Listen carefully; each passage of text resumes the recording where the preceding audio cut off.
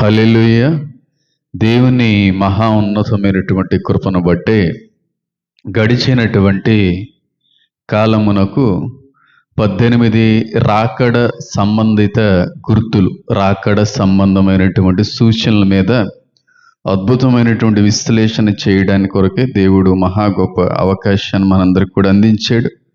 ఈ రోజున 19వ రాకడ గుర్తు లేదా 19వ రాకడ సూచన అని అంటాను. అయితే ఈ రోజున ఒకవేళ దేవుడు అవకాశం ఇస్తే 2 రాకడ గుర్తుల్ని కూడా ఒకే సెషన్లో నేను చెప్పడానికి ప్రయత్నం చేస్తాను. లేదు దేవుడు కానీ అవకాశం ఇవ్వకపోతే ఒక విషయం మాత్రమే నేను చెప్పి ముందుకు వెళ్ళే ప్రయత్నం చేస్తాను. ఎందుకంటే ఇవి అనవసరమైన విషయాలను నేను మాట్లాడట్లేదు, కానీ అవసరమైన విషయాలు అయినప్పటికీ ఇంకనూ కూడా అత్యవసరమైనటువంటి కొన్ని విషయాలు ఉన్నాయి. దేవుని రాకడలో ఎవరు ఎత్తబడతారో ఎవరు ఎత్తబడరు, ఈ విషయాన్ని మనం మర్చిపోయాం. కాబట్టి అది వీలైనంత త్వరగా నేను విశ్లేషించాలనేటువంటి ఒక ప్రేరణ దేవుడు అందించాడు. ఎవరు ఎత్తబడతారో ఎవరు ఎత్తబడరు, ఎత్తబడేటువంటి వ్యక్తుల్లో కనబడేటువంటి అనుభవాలు, ఎత్తబడని వ్యక్తుల్లో కనబడేటువంటి అనుభవాల గురించి కూడా వాక్యం సెలవిస్తూ ఉంది.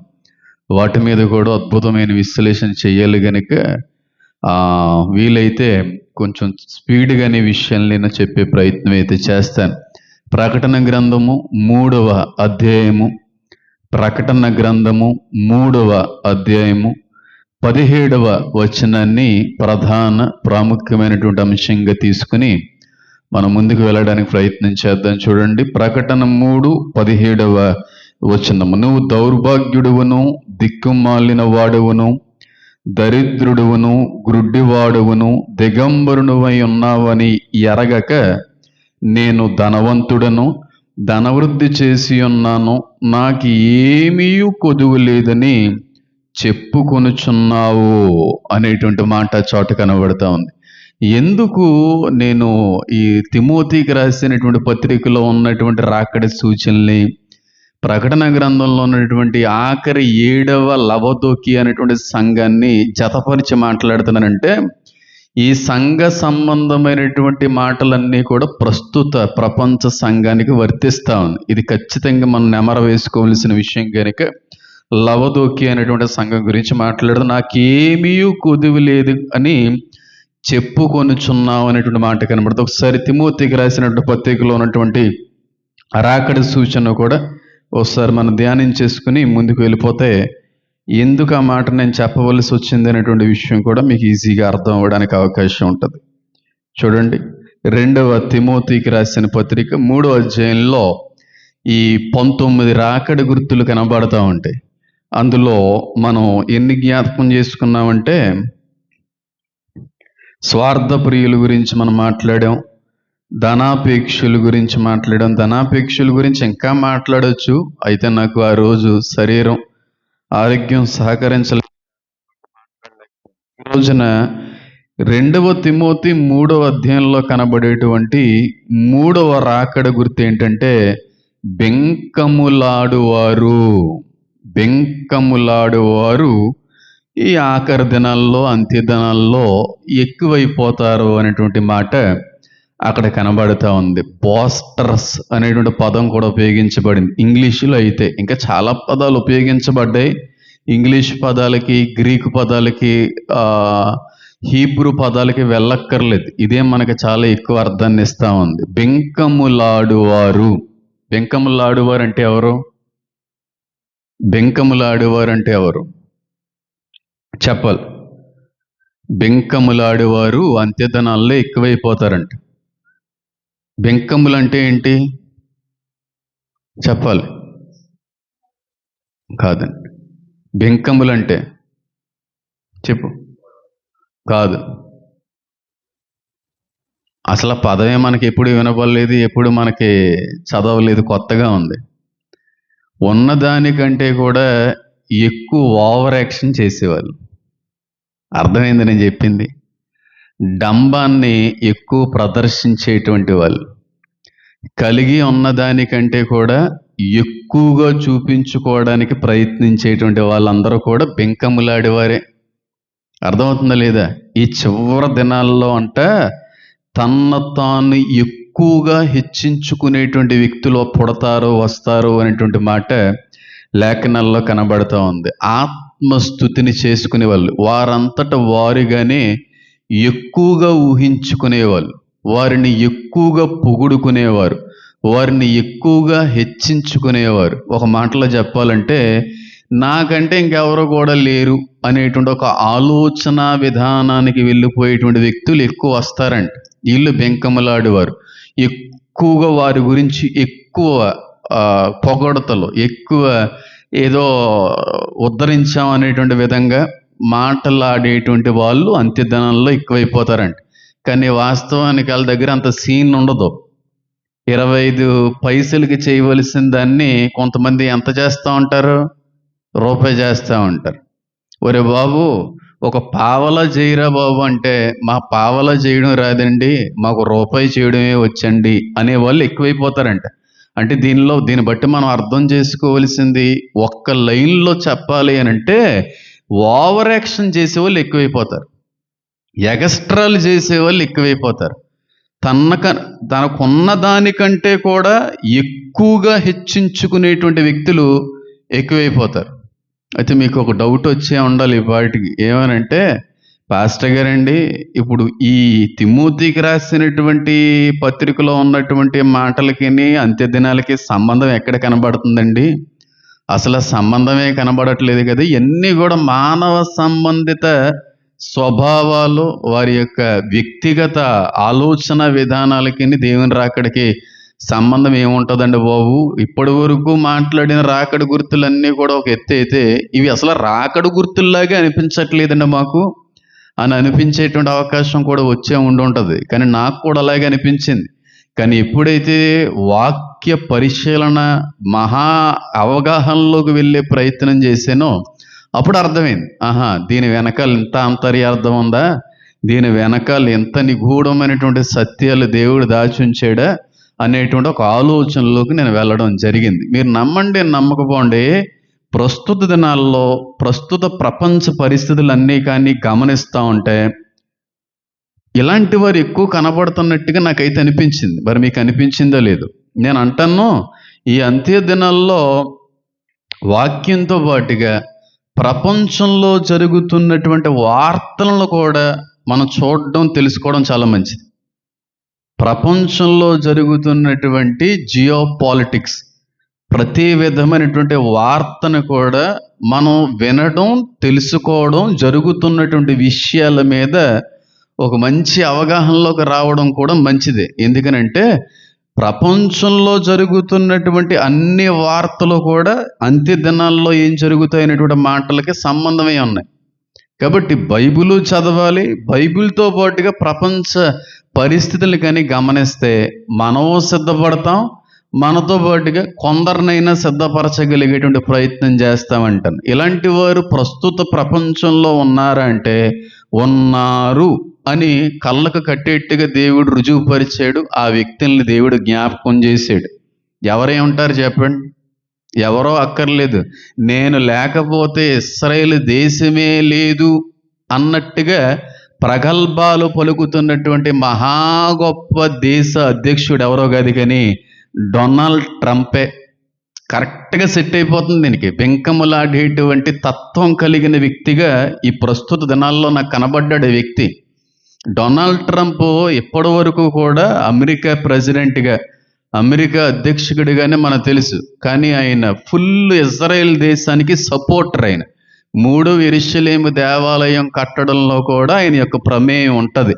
దానితో పాటుగా ఎన్ని శత్రు దేశాలు ఇజ్రాయిల్ని ధ్వంసం చేయాలని చూస్తున్న ట్రంప్ గారిని చూసి ఆగుతుంది. ఇది అందరికీ మనకు తెలిసిందే.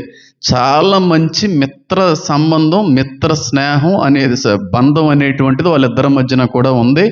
యూదులు కూడా చెప్పింది ఏంటంటే, దేవుడు మాకు పంపించినటువంటి కోరేష్ ఎలాగైతే ఆనాటి కాలంలో 2వ యెరూషలేము దేవాలయం విషయంలో సహకరించాడు, డబ్బు కూడా ఇవ్వడానికి ప్రయత్నం చేశాడో, ఆ విధంగా ఫుల్ సపోర్ట్ చేసేటువంటి వ్యక్తి ఎవరన్నా ప్రస్తుత దినాల్లో ఉంటే అది డొనాల్డ్ ట్రంపే. డొనాల్డ్ ట్రంపే ప్రస్తుత కోరేష్ అని నాణాన్ని కూడా ముద్రించారు. నిజమే, ట్రంప్ గారు చాలా ప్రేమిస్తారు ఇజ్రాయెల్ దేశాన్ని, చాలా సహకరిస్తారు అనేక విషయాల్లో. చాలా శత్రు దేశాల మీద పడుతున్నప్పుడు కూడా అడ్డుండి ముట్టడానికి కూడా వీలు లేకుండా సహకరించినటువంటి వ్యక్తే. కానీ ఒక వారం రోజుల క్రితం నుంచి కూడా చూస్తూ ఉంటే ట్రంప్ గారి యొక్క వైఖరి మారింది, ట్రంప్ గారి యొక్క స్వభావం మారింది, ఆయన యొక్క మాటలు మారి. హృదయం ఎప్పుడైతే మారుతుందో మాటలు కూడా ఆటోమేటిక్గా మారతాయి. హృదయం ఎప్పుడు ఒకేలా ఉందనుకోండి, మాటలు మారవు. కాబట్టి ఆ వ్యక్తి యొక్క ఆలోచన విధానం ఏదో మారినట్టుంది. ఆయన వారం రోజుల క్రితం మాట్లాడిన మాట ఏంటంటే, నేను కానీ అడ్డు తప్పుకుంటే ఇజ్రాయెల్ దేశం లేకుండా పోతా జాగ్రత్త అన్నట్టుగా మాట్లాడుతున్నాడు. ఆయన చేసింది మంచి పనులు ఉన్నాయి, ఇజ్రాయెల్ దేశానికి అనేక విధాలుగా ఆయన లాభాన్ని చేకూర్చాడు, ప్రోత్సహించాడు, సహకరించాడు, సహాయపడ్డాడు. కానీ ఇంక నేనే లేకపోతే ఇజ్రాయెల్ దేశమే లేదన్నట్టుగా మాట్లాడుతున్నాడు ఆ వ్యక్తి ఈ మధ్యకాలంలో. చూడండి, తను చేసిన దానికంటే కూడా ఎక్కువగా ఊహించుకొని ఎక్కువగా చెప్పేటువంటి మాట్లాడేటువంటి వ్యక్తులు వస్తారన్నట్టుగా కనబడతా ఉంది. నాకు తెలియక అడుగుతూ ఉంటాను, ట్రంప్ గారు లేకపోతే ఇజ్రాయెల్ దేశాన్ని దేవుడు కాపాడలేడు? కాపాడగలడా? ట్రంప్ ఈ మధ్యన వచ్చినాడు. ఇజ్రాయెల్ దేశం ఎప్పటి నుంచి ఉంది? కొన్ని వేల సంవత్సరాల నుంచి కూడా జనాంగం అనేది ఉంది.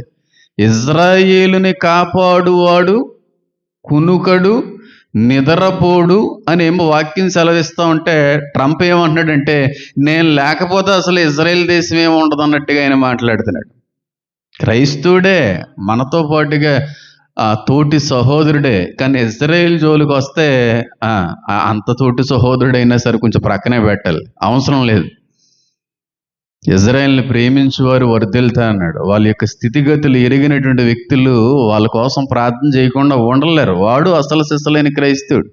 మరి వీళ్ళు ఈ వ్యక్తులోకి ఏమన్నా ఆత్మీయ గర్వం వచ్చిందా ఏంటో నాకు తెలియదు, కానీ చాలా ఇబ్బందికరమైన పరిస్థితి. నెతన్యాహుకు ఫోన్ చేసి శపించేటువంటి మాట, చాలా విచారకరమైనటువంటి మాటలు మాట్లాడారు ట్రంప్ గారే. ఏ ట్రంప్ అయితే ఉన్నంతకాలం అధికారంలో ఉన్నంతకాలం మనకి ఏ ఇబ్బంది జరగదని అనుకున్నామో, అదే ట్రంప్ నెతన్యాహుకు ఫోన్ చేసి శపిస్తున్నాడు. ఒక బూతు మాట్లాడాడు ఆ వ్యక్తి. అదేంటి అలా మారిపోతున్నాడు అని అనిపించింది. అప్పుడు దేవుడు నాకు ఒక మహా గొప్ప రాజుని గుర్తు చేశాడు. ఎవరో తెలుసా? నెబుకద్నెజర్ని దేవుడు గుర్తు చేసి ట్రంప్ని పరిస్థితి ఒకసారి ఆలోచింపజేశాడు. నెబుకద్నెజర్ కూడా అంతే కదా, ఒకానొక సమయం వరకు ఏమీ లేదు, అయిపోయే పరిస్థితే.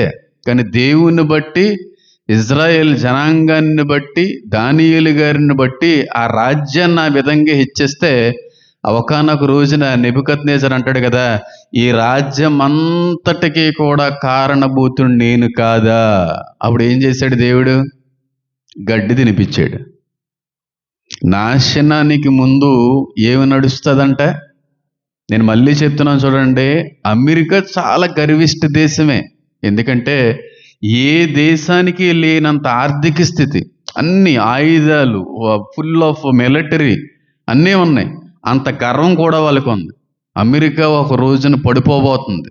వాడు క్రైస్తవుడైనా అన్యుడైనా ఎవరైనా గర్వించినట్టయితే వాడు పడిపోక తప్పదు. అది దేవుని యొక్క స్వభావం, అది దేవుని యొక్క చిత్తం అది. కాబట్టి ట్రంప్ గారి యొక్క వైఖరి అంతా కూడా చూస్తూ ఉంటే అమెరికా యొక్క నాశనానికి ఇది ప్రారంభం అని అనిపిస్తూ ఉంది. నెబుకద్నెజర్ అలాగైతే గర్వించడం అనేటువంటిది మొదలుపెట్టాడో, దేవుడే ఈ రాజ్యాన్ని దీవించాడు అనేటువంటి విషయాన్ని మర్చిపోయాడో, సేమ్ అదే విధంగా ట్రంప్ గారి యొక్క పరిస్థితి కనబడతా. నా వల్ల మాత్రం ఇజ్రాయెల్ దేశం ఎలా ఉందని అంటున్నాడు తప్ప, దేవుని వల్ల మాత్రం ఈ రోజున ఇజ్రాయెల్ దేశం ఆ విధంగా కాపాడబడుతుంది అనే మాట పలకవలసిన వ్యక్తి కాస్త, నేను లేకపోతే ఈ దేశమే లేదు, నేను తప్పుకుంటాను, ఈసారి ఎవరేం చేసినా నేను పట్టించుకోను అన్నట్టుగా మాట్లాడు. నువ్వు పట్టించుకుంటే ఎంత, పట్టించుకోకపోతే ఎంత? తల వెంట్రుకల్లో ఒక వెంట్రుక రాలిపోయినట్టు ఫీల్ అవుతావు అంతే. నువ్వు పట్టించుకోకర్లేదు. ఇంతకాలం పట్టించుకుంటేనే ఇజ్రాయెల్ దేశం ఈనాటి వరకు వచ్చిందా? ఎన్ని యుద్ధాలు చేసి ఈ రోజుకి అది అలా కట్టబడింది? ఐగుప్తు కాలం నుంచి ఈ రోజు వరకు కూడా కొన్ని డజన్లు యుద్ధాలు చేసింది అది. ఐగుప్తు ఫరోలతో యుద్ధం చేసింది, అమాలీకులతో యుద్ధం చేసింది, కనానీయులతో యుద్ధం చేసింది, ఫిలిస్తీయులతో యుద్ధం చేసింది. సౌలు రాజుగా, దావీదు రాజుగా ఉన్నప్పుడు ఎన్ని యుద్ధాలు చేశారో మీకే తెలాలి. తర్వాత ఏమన్నా యుద్ధాలు ఆగిపోయినాయంటే తర్వాతలే రోమన్ కాలంలో రోమన్ సివిల్ వార్ అనేటువంటిది మొదలైంది. లెబనాన్ వార్స్ 2 యుద్ధాలు చేసాయి. లెబనాన్ అనేటువంటి వార్లో 2 యుద్ధాలు చేసాయి. తర్వాత చాలా రకాలైనటువంటి యుద్ధాలు. ఒక వ్యక్తి వచ్చాడు, మర్చిపోయిన ఆ వ్యక్తి పేరు. ఇలా బోల్డ్ అని యుద్ధాలు చేసి చేసి చేసి చేసి రాతిగా మారిపోయారు, మహా గొప్ప యోధులుగా మారిపోయారు. ఈ రోజు వచ్చి ఈ ట్రంప్ గారు అంటున్నారు, నేను లేకపోతే ఇజ్రాయెల్ దేశమే లేదు. గర్వపు మాటలు, డంబపు మాటలు, తన్ను తాను హెచ్చించుకునేటువంటి మాటల్లో మాట్లాడే వాళ్ళు ఆఖరి దినాల్లో ఎక్కువైపోతారో. నిజంగా ఆ వ్యక్తిని చూసినప్పుడు నాకు అదే అనిపించింది. చేసావు ట్రంప్ గారు, అమెరికా ఇజ్రాయెల్కి చాలా విధాలుగా సహాయపడింది. కానీ చేసిన దానికంటే ఎక్కువగా చెప్పుకునేటువంటి తత్వం, నేను లేకపోతే ఇజ్రాయేలే లేదు అనేటువంటి మాట, ఇదంతా కూడా ఈ ఈ బెంకములాడేటువంటి తత్వానికి సాదృశ్యంగా కనబడతా ఉంది. ఈ వ్యక్తిలో నాకు ఆ స్వభావం కనబడింది. నేను మళ్ళీ చెప్తున్నాను చూడండి, ఇజ్రాయేలు దేశం జోలికి వచ్చిన ఏ ఒక్కరిని దేవుడు ఊరుకోడు.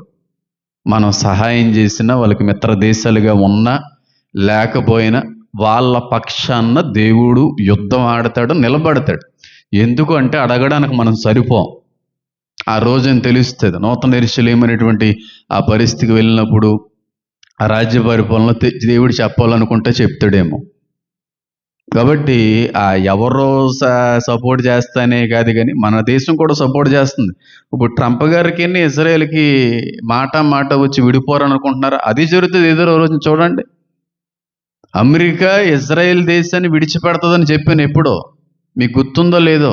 ఒంటరి అయిపోతుంది ఇజ్రాయెల్ దేశం అని చెప్పాను, మీకు గుర్తుందో లేదో. అవన్నీ జరగడానికి ఇవన్నీ కూడా ప్రారంభ దినాలు. అమెరికా కూడా విడిచిపెట్టేస్తుంది. క్లియర్గా రాయబడింది, యెరూషలేము సమస్త జనాంగానికి కూడా బరువైన రాయిగా ఆ దినాల్లో అయిపోతుంది. అందరూ తిట్టుకుంటా ఉంటారు, అలాంటి దేశంగా మారిపోతుంది అనే విషయం. రాత్రికి అసలు ఉదయం లేచేటప్పటికే పెద్ద యుద్ధ వార్త ఏదో నేను వినబోతున్నానని అనుకుని పడుకున్నాను. కానీ ఉదయానికి ఆ యుద్ధాన్ని ఆపేడంట మళ్ళీ ట్రంప్. అయిపోతుందని అనుకున్నంట, పూర్తిగా ఇరాన్ని ధ్వంసం చేయాలన్న ఆలోచనలోకి వెళ్ళిపోయాడు. అలాగే పాకిస్తాన్ వాళ్ళకి ఇండియాకి కూడా పెద్ద యుద్ధం జరిగే అవకాశం ఉంది. వార్ హెడ్స్ అన్నీ కూడా ఇప్పటి వరకు ఎప్పుడు అలా చేయలేదు. రెడీగా ఏం చేసి పెట్టారంట, భారతీయ మిలిటరీ దళాలన్నీ కూడా, సైనిక దళాలన్నీ పాకిస్తాన్ మీద రెడీగా ఫోకస్ చేసి ఉంచారు. ఎప్పుడు అలా జరగలేదు. ఎటువైపు నుంచి ఏ విధంగా అయినా సరే యుద్ధం జరిగే అవకాశాలు ఉన్నాయి చాలా ఎక్కువగా.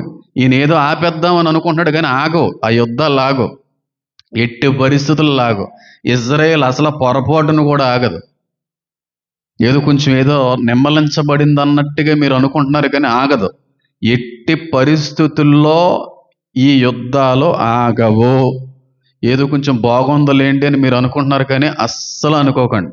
మనం చాలా డేంజరస్ ఫేజ్కి వచ్చేసాం, చివరికి వచ్చేసాం. మనం ఎప్పుడు ఏది వింటాము అనేటువంటి ఒక ఆలోచనలో నేను ముందుకెళ్తున్నాను. అస్సలు ఆగవు. చాలా పెద్ద పరిస్థితి, ఇబ్బందికరమైనటువంటి పరిస్థితి రాబోతోంది. మీరు గమనించారు లేదు, నేను ఎన్ని ఫాలో అవుతాను కాబట్టి నాకు తెలుసు. ప్రపంచవ్యాప్తంగా ఉన్నటువంటి అన్ని దేశాల్లో కనబడేటువంటి ఏకైక వార్త ఏదన్నా ఉందంటే, ముస్లిం మతస్థుల్ని బహిష్కరిస్తున్నారు అన్ని దేశాల్లో. ముస్లిమ్స్ని ఆ దేశంలో ఉండడానికి వీలు లేదని చెప్పి ఒక రకమైన చట్టాన్ని తీసుకొస్తున్నారు. ఎవరైనా ముస్లిమ్స్ ఉన్నారు ఇక్కడని తెలిస్తే వాళ్ళని బయటికి తీసుకుని వచ్చి పంపించే ప్రయత్నం చేస్తున్నారు. అది ఇంగ్లాండ్ దేశంలో కూడా జరుగుతుంది. నిన్న మొన్నటి వరకు కూడా ఆ జాతి వారు, ఆ మతస్థులు ఎక్కువగా హెచ్చించబడినటువంటి దేశం. కానీ రీసెంట్గా నేను 2 days క్రితం చూసినటువంటి వార్త విన్న తర్వాత నాకు ఆశ్చర్యం అనిపించింది. అసలు ఇది ఈ దేశంలో పొరపాటును కూడా ఆ మతానికి సంబంధించిన వ్యక్తులు ఉండడానికి వీలు లేదని ఇంగ్లాండ్లో వినబడుతుంది ఈ వార్త, జపాన్లో, చైనాలో వినబడుతుంది ఈ వార్త. మోడీ గారు కూడా దీని మీద కొంచెం చేయబోతున్నట్టుగా. ఎందుకంటే మొన్న మమతా బెనర్జీ దగ్గర ఎలక్షన్స్లో మీరు చూసారో లేదో, అక్రమ ఓట్లు. వాళ్ళందరూ ఎవరో బంగ్లాదేశ్ వాళ్ళు. వాళ్ళందరూ కూడా ఇస్లాం మతానికి అందరినీ పంపించేసింది. ఈ విధమైనటువంటి వైఖరి కూడా చివరి దినాల్లో కనబడుతుందని చెప్పాను. ఒక మతం బాగా ద్వేషించబడుతుంది, ఇస్లాం మతం. ఎంతగా ద్వేషించబడుతుంది అంటే పురుగు కంటే కూడా హీనంగా ద్వేషించబడతారు ఆ మతస్థులు. అంత విమర్శించబడతారు, తిరస్కరించబడతారు, తృణీకరించబడతారు. ఆ టైములో ఆ మతాన్ని, ఆ గుంపుని ఆదుకోవడానికి వచ్చేటువంటి నాయకుడిగా కూడా వస్తాడు యాంటీ క్రైస్ట్ అనేటువంటి వాడు. ఆ చివరి రోజులకు వచ్చేసాం. అదే చెప్తున్నాను నేను, ఎన్నిసార్లైనా చెప్తాను. నాకు ఓపిక లేక, శరీరం సహకరించక, బలహీనత రీత్యా నేను వీడియోస్, పాడ్కాస్ట్లు చేయలేకపోతున్నాం. కానీ లేకపోతే చాలా విషయాలు మాట్లాడవలసినవి ఉన్నాయి. ప్రపంచ ఈ నలు దిక్కుల్లో కూడా మనకు కనబడేటువంటి ఏకైక వార్త నేను గమనించింది ఏదన్నా ఉందంటే, ఎక్కువగా ద్వేషించబడేటువంటి మతం ఇప్పుడు ఇస్లాంగా పిలువబడతా ఉంది. ముస్లింలు చాలా ద్వేషించబడుతున్నారు. చూడండి, కొన్ని రోజుల్లో అసలు వీరి వల్ల ప్రపంచానికి భయంకరమైనటువంటి పెను ప్రమాదం ఉంది అనేటువంటి వార్తలు కూడా వినబడతాయి. వాళ్ళు పూర్తిగా నిరోధించడానికి, నివారించడానికి ప్రయత్నాలు ప్రపంచవ్యాప్తంగా ఉన్నటువంటి ప్రభుత్వాలన్నీ కూడా తీసుకోబోతున్నాయి. మీరు ఈ విషయాన్ని గుర్తుపట్టుకోండి. ఆ టైంకి మీరు అర్థం కావాలి, ఆహా, ఈ జనాంగాన్ని ఆదుకోవడానికి రాబోయేటువంటి నాయకుడు ఒకడు వచ్చే కాలం సమీపించిందన్నమాట. అంత అంత్యదినమే. ఎక్కడ కూడా నార్మల్ డేస్కి రాలేదు మనం. ప్రపంచం అంతా బాగానే ఉంది. కొంచెం ఆయిల్స్ అన్నీ రేట్లు ఎక్కడ మీరు బయటికి ఇప్పుడు వెళ్తే తెలుస్తుంది. మన నిత్యావసర ఆయిల్స్ ఉన్నాయి కదా, వంట నూనె దొరకట్లేదు. వంట నూనె లిమిటెడ్గానే అమ్ముతున్నారు. మనిషికి 1-2 లీటర్స్ లాగే అమ్ముతున్నారు. అసలు ఆ నూనె తినకండ్రా బాబు అని అంటాను అనుకోండి, నేను దొరకట్లేదు. పెట్రోల్ 120 అయింది ఇప్పుడు. ఇంకొక 85% ఇథనాల్తో మళ్ళీ 82 రూపాయలకి ఎంతకో లీటర్ ఇస్తారంటే ఇంకెందుకు కార్లు, బండ్లు, ఏ ఇనప సామాన్లకు సంబంధించిన షాప్కి వేసేస్తాం. ఎందుకు వచ్చింది? ఇక పనిచేయవు బండ్లు, కార్లు పనిచేయమ్మా.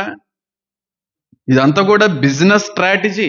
ఈవీ వెహికల్స్ తీసుకురావడానికి ఈ అమాయక ప్రజల్ని ఇబ్బంది పెట్టే ప్రయత్నాలు. ఎలక్ట్రికల్ వెహికల్స్ అంతా కూడా తీసుకొని రావడం కొరకే చేసేటువంటి ప్రయత్నాలు కూడా ఇవన్నీ. కానీ మన ప్రధానమంత్రి వర్యుల విషయంలో మాత్రం ఒక మంచి సంతోషించాలి. ఎందుకంటే అందరితో నీట్గా మాట్లాడుకుని కావలసినవన్నీ తీసుకుని వచ్చి దాచాడంటే, కావలసినవన్నీ తెచ్చిపెట్టి దాచాడు. రేపు రోజున ఏదన్నా జరుగుతుంది అనేటువంటి ఆలోచన భయంతో ఏంటో తెలియదు, కానీ అన్నీ రెడీగా అయితే ఉన్నాడు. ఎంత రెడీగా ఉన్నా ఎంతకాలం ఉంటాయి చెప్పండి. తింటా కూర్చుంటా కొండ అయినా ఏమైపోద్ది? కరిగిపోద్ది. మన వాళ్ళు అసలే కొంచెం తిండంటే ఎక్కువ ప్రాణం, తినకపోతే బతకలేమనేటువంటి తత్వాలు మన. రోజుకు 4 పూటలైనా తినాలి. భారతీయ సంస్కృతిలో ఒక భాగంగా, ఒక అలవాటుగా అయిపోయింది. మనకల్లా పెంచేశారు, మనకల్లా నేర్పేశారు. 4 పూటలు 3 పూటలు కూడా తినడం. వేరే దేశాలు అలా ఉండవు. ఒక పూట తినడమే చాలా గగనం. జపాన్, చైనా దేశాలకు వెళ్ళామనుకోండి, ఏదో తిన్నామన్నా పేరుకంతే. కొంతమంది అయితే అక్కడ 4 రోజులకు ఒకసారి తింటా ఉంటారు. అందుకే వాళ్ళు సుమారుగా 100 దాటి బతుకుతూ ఉంటారు. వాళ్ళు దేవుడు 120 సంవత్సరాలకి ఇచ్చాడు, దాన్ని క్లోజ్ చేసాడు ఆయుష్ని. సుమారుగా బతికేస్తుంటారు వాళ్ళు. ఇప్పుడు ఆ పద్ధతి మనకు కూడా వచ్చేసింది. ఒమాడ్ అంటారు, 1 మీల్ ఏ డే. అందరూ చేయకూడదు అనుకోండి. కాబట్టి ఇదంతా మనం చూస్తున్నప్పుడు అంత్యకాల సూచన స్పష్టంగా మనకు కనబడతా ఉంది. చేసిన దానికంటే కూడా ఎక్కువగా చెప్పుకునేటువంటి తత్వాలు ప్రస్తుత దినాల్లో కనబడుతున్నాయి. ట్రంప్ గారి విషయంలో నేను గమనించి చాలా బాధపడ్డాను. రెండవదిగా ఇలాన్ మస్క్ అనేటువంటి వ్యక్తి, ఈయన కూడా చాలా గొప్ప పారిశ్రామికవేత్త. ప్రపంచాన్ని ఏ విధంగా నాశనం చేయాలా అనే ఆలోచనతో పుట్టినట్టున్నాడు ఈ వ్యక్తి. ఎలా ప్రపంచాన్ని నాశనం చేసేయాలా అని అనుకుంటుంటాడేమో, పొద్దున్న లేచిన దగ్గర నుంచి రాత్రి పడుకునేంత వరకు కూడా. ఆ విధమైన ఆలోచన ధోరణిలో వెళ్ళేటువంటి వ్యక్తి కూడా అంటున్నటువంటి మాట ఏంటో తెలుసా? నేనే మొట్టమొదటిగా మార్స్ అనేటువంటి గ్రహానికి మనుషుల్ని తీసుకుని వెళ్ళబోతున్నాను. చేసింది అంతే, నువ్వేంటి తీసుకెళ్ళేది? అంతకుముందు ఎవరో కూడా చంద్రగ్రహణం మీదకి వెళ్ళలేదా? ఈయన ఒక్కడే చేసేటికి వెళ్ళాడా? నేను ఒక్కడనే తయారు చేశాను అన్నట్టుగా. అదంతా కూడా ఏలియన్ జ్ఞానం. అది ఈ వ్యక్తి జ్ఞానం కాదు అది. వాటితో పెట్టుకున్నటువంటి సంబంధాలను బట్టి పొందుకున్నటువంటి జ్ఞానాలతో వాళ్ళు ఈ విధంగా పేటరికిపోతున్నారు. ఆ వ్యక్తి అంటున్నాడు, నిమ్రోద్ కాలంలో ఆకాశం అంత ఎత్తైనటువంటి కోటలు కట్టేశాడంట, గోపురాన్ని కట్టాడంట. నువ్వేనా కట్టావా? ఎంతమంది ఆ విధమైన రీతిలో లేరు? ఈదోమ్ అనేటువంటి, నియోమ్ అనేటువంటి ఒక పెద్ద కట్టడం అనేటువంటిది సౌదీ అరేబియాలో జరగబోతా ఉంది. కానీ ఇక్కడ ఇలాన్ మస్క్ అంటా ఉన్నాడు, నాకంటే కూడా ఎవరో కూడా ఏది చేయలేదు అన్నట్టుగా ఆయన కూడా గర్విష్ట మాటలు ఈ మధ్యకాలంలో ఎక్కువ మాట్లాడుతున్నాడు. గమనించండి, ఎప్పుడైతే ఓవర్ యాక్షన్ చేస్తుంటారో, ఓవర్ యాక్షన్ మాటలు మాట్లాడుతుంటారో వాళ్ళలో సాతాను ఉందని అర్థం. ఓవర్ యాక్షన్ క్రైస్తవ్యానికి సరిపోదు. చేసిందంతా చెప్పుకునేది అంతా. చిన్నప్పుడు ఎక్కువగా వినబడి సామెత కనుక నేను చెప్తున్నాను. చేసిందేమో పావల, చెప్పుకునేదేమో 10 రూపాయలు. ఉంటారు అలటోళ్ళు ఉండరా? చేసింది పావలయే, అడుక్కునేవాడికి ఇచ్చింది ₹1 ₹2 ఉంటుంది. కానీ ఆయన ఏం చెప్తుంటాడు బయటకు వచ్చి, 500 కాగితం ఇచ్చేసాను, 1000 కాగితం ఇచ్చేసాను. చేసింది ఏం లేదు అక్కడ. ఆ విధమైన వైఖరి. మళ్ళీ చెప్తున్నాను, ఈ డంబపు మాటలు పలికేటువంటి వారందరూ సాతాను సంబంధికులే.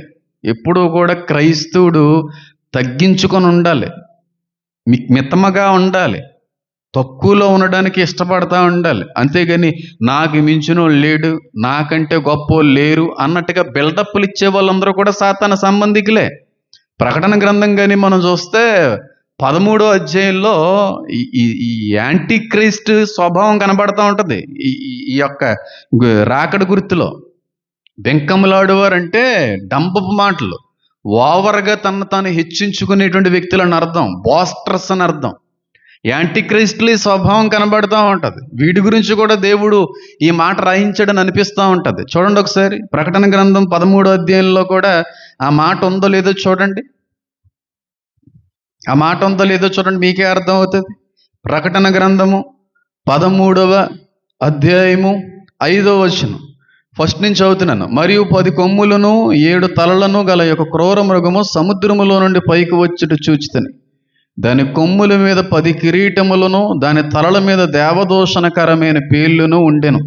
నేను చూచిన మృగము చిరతపులిని పోలి ఉండెను. దాని పాదములు ఎలుగుబంటి పాదముల వంటివి, దాని నోరు సింహపు నోరు వంటిది. దానికి ఆ ఘటసర్పము తన బలమును, తన సింహాసనమును, గొప్ప అధికారమును ఇచ్చాను. దాని తలలో ఒక దానికి చావు దెబ్బ తగిలినట్టుండెను. అయితే చావు దెబ్బ మానిపోయిన గనుక భూజనులందరూ మృగం వెంట వెళ్ళుచు ఆశ్చర్యపడుచుండిరి. ఆ మృగమునకు అధికారం ఇచ్చినందున వారు ఘటసర్పమునకు నమస్కారము చేసిరి. మరియు వారి మృగముతో సాటి ఎవడో, చూడండి ఆ మాటలు చూసారా? ఏ మాటలయ్యి? బెంకములాడు మాటలే. సాటి ఎవరు? ఆ వ్యక్తి చచ్చి బతికాడు అంతే. అంటే యేసుక్రీస్తు ప్రభువారు అలాగైతే 3వ దినాన పునరుద్ధానుడు అయ్యాడో ఆ విధమైనటువంటి రీతిలో చూపించుకోవడానికి యాంటీక్రిస్ట్ కూడా ఆ విధంగా ప్రయత్నిస్తాడు. సాతాను విధంగా వ్యక్తిని లేపుతాడు. అయితే ఆ వ్యక్తి యొక్క ఆత్మతో లెగడు. ఒకసారి చచ్చిపోయిన తర్వాత వెళ్ళవలసిన ఆత్మ తీర్పుకి వెళ్ళిపోద్ది, పాతాళానిక లేకపోతే దేవుని రాజ్యానికని. మరి ఆత్మ ఎవరదంటే సముద్రములో నుండి వచ్చేటువంటి ఆత్మ. అది ఆ వ్యక్తి యొక్క ఆత్మగా వెళ్ళిపోయింది. ఆ వ్యక్తి చచ్చిపోయిన తర్వాత వెళ్ళిపోద్ది, ఆత్మని ఎవడో ఆపలేడు. వేరొక ఆత్మను మళ్ళీ సాతాను ఆ వ్యక్తిలో పంపిస్తాడు.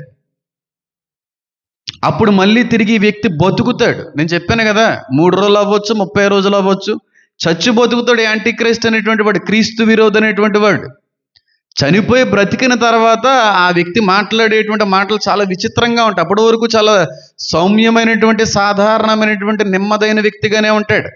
కానీ అప్పటి నుంచి నన్ను ఈరోజు బతికించిన దేవుడు గొప్పోడు అనే ప్రయత్నం చేస్తాడు. ఆ దేవుని వల్లే నేను బ్రతికినటువంటి మాట్లాడు. తర్వాత రోజుకి వచ్చేటప్పటికి ఆ దేవుడి కంటే ఎక్కువగా హెచ్చించుకుంటాడు. ప్రాకారముల గల దేవతలు తీసుకుని వస్తాడు. నేనే దేవుణ్ణి అంటాడు. వీటందరికీ హెడ్ నేనే అంటాడు. ఆ విధమైనటువంటి రీతిలో మారిపోతాడు. చూడండి దానిలో యుద్ధం చేయగలవాడెవడు?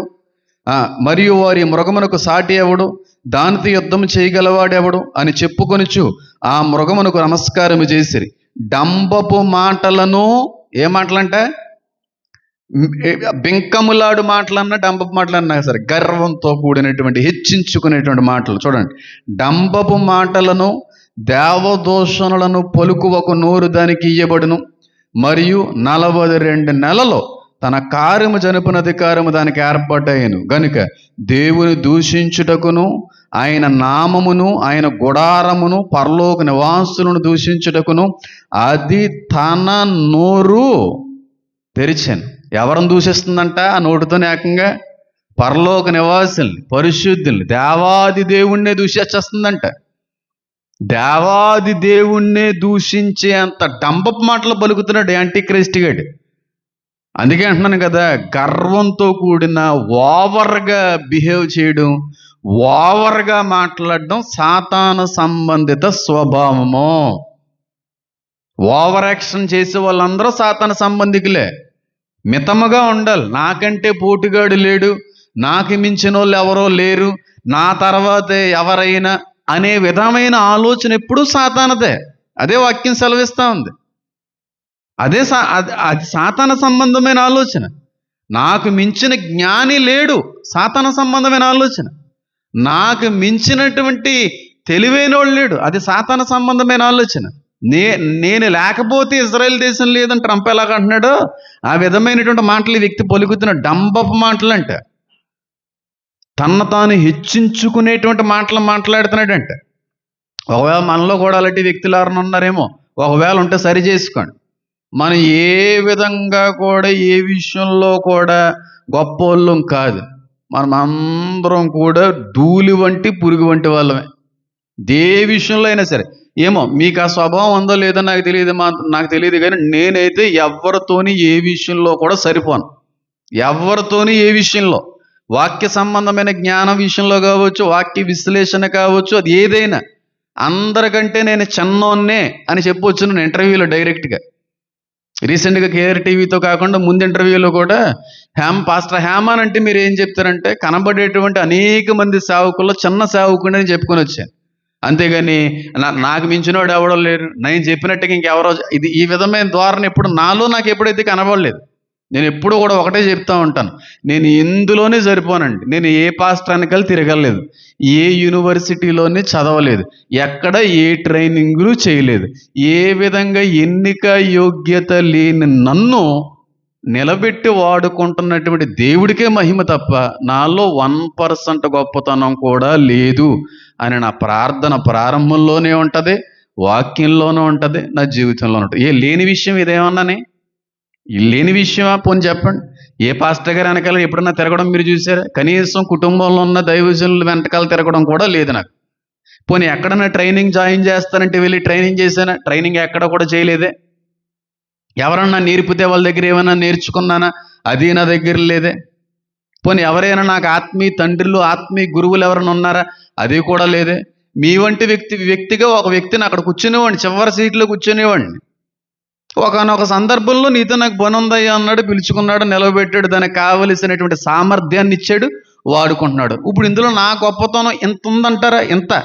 ఎంత కూడా. అదేంటి పాస్టర్ గారు, ఎంతో కొంత మీరు దేవుని కొరకు ప్రయాసం సహకారం అని లేకపోతే ఆయన మాత్రం ఎలా వాడుకుంటాడండి అని మీరు అనుకోవచ్చేమో.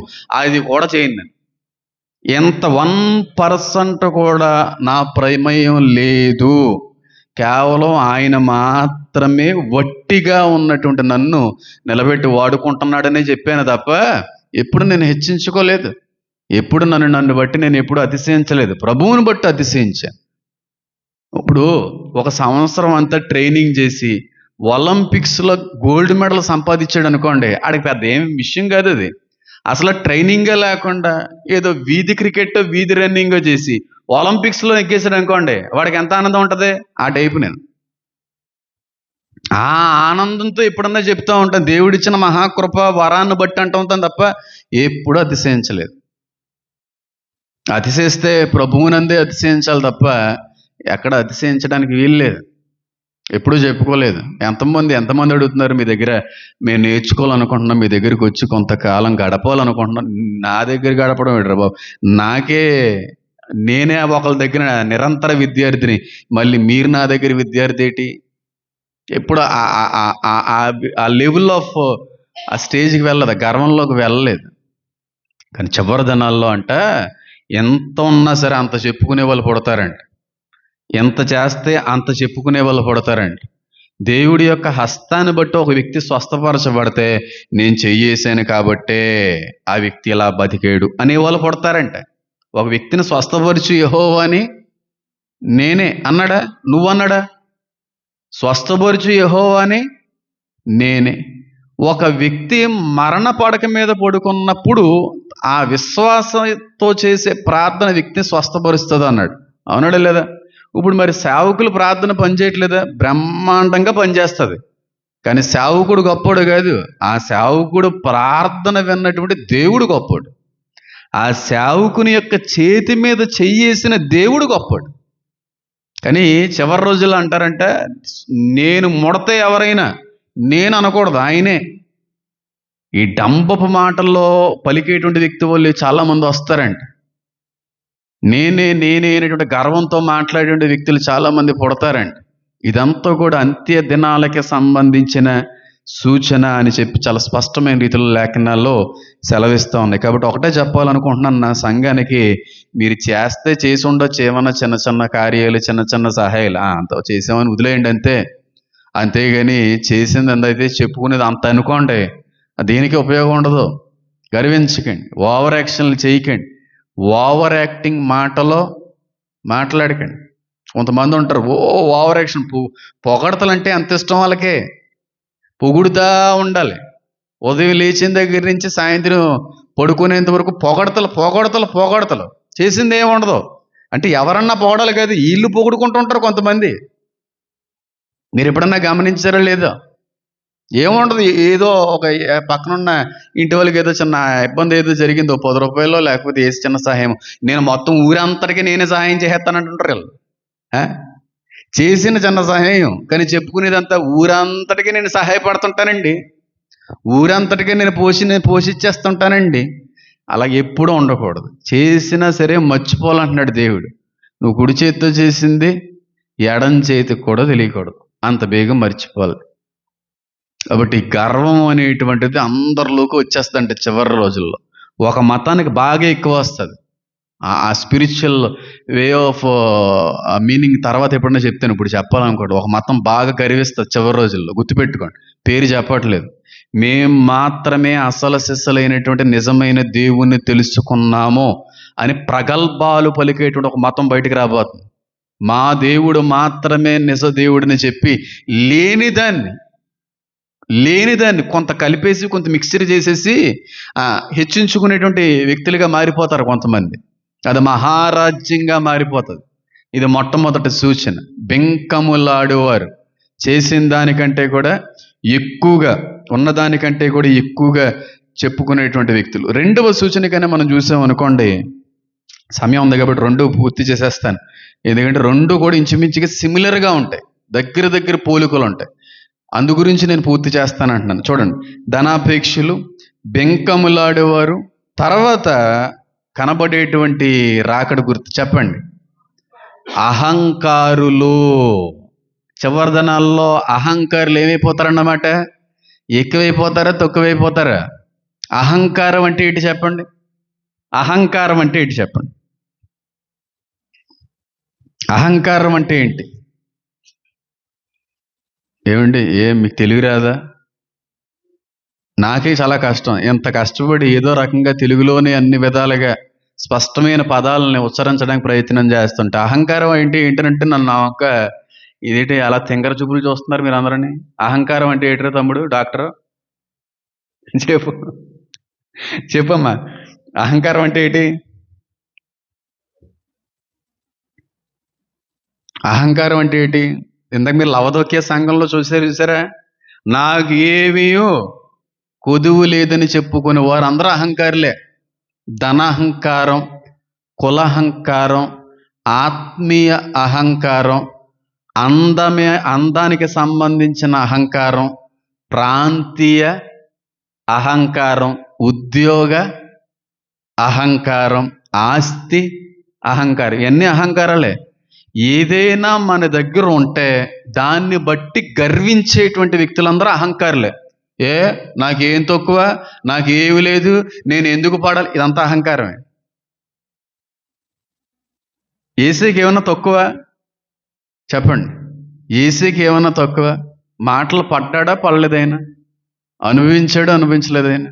కానీ మనలో కొంతమంది ఉంటారు, నేను పడినండి, నేను ఎవరన్నా పడతాను కానీ ఆ వ్యక్తి అంటే అసలు పడినండి, నేను ఎందుకు పడాలండి, నాకు ఏం తక్కువ అండి, డబ్బు తక్కువ, ఆస్తి తక్కువ, అందం తక్కువ, కులం తక్కువ, ఏం తక్కువ అని అలా మాటలు నేను పడాలండి.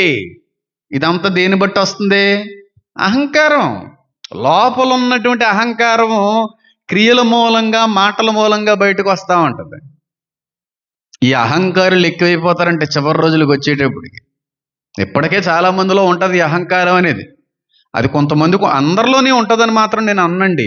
నేను గమనించింది ఏంటంటే, నా ఈ 36 సంవత్సరాల జీవిత అనుభవంలో నేను గమనించింది ఏంటంటే, చిన్నప్పటి నుంచి కూడా డబ్బులో పెరిగినటువంటి వ్యక్తి అయినా సరే మితంగా ఉంటాడు, కానీ మధ్యలో సంపాదించినోడు ఉంటాడు చూడండి, ఆయన పట్టుకోలేమండి బాబు అసలు.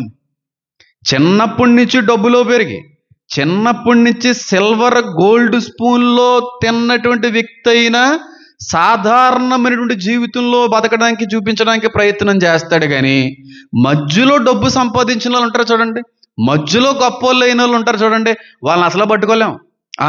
మాకు అసలు గింజనం అంటేనే తెలీదు, మాకు అసలు చిరిగిపోయిన బట్టలు అంటేనే తెలీదు అన్నట్టుగా, అంటే పాత గత జీవితాన్ని మర్చిపోయి మాకేం తక్కువ అన్నట్టుగా ఆలోచించే వ్యక్తులందరూ కూడా అహంకారులే.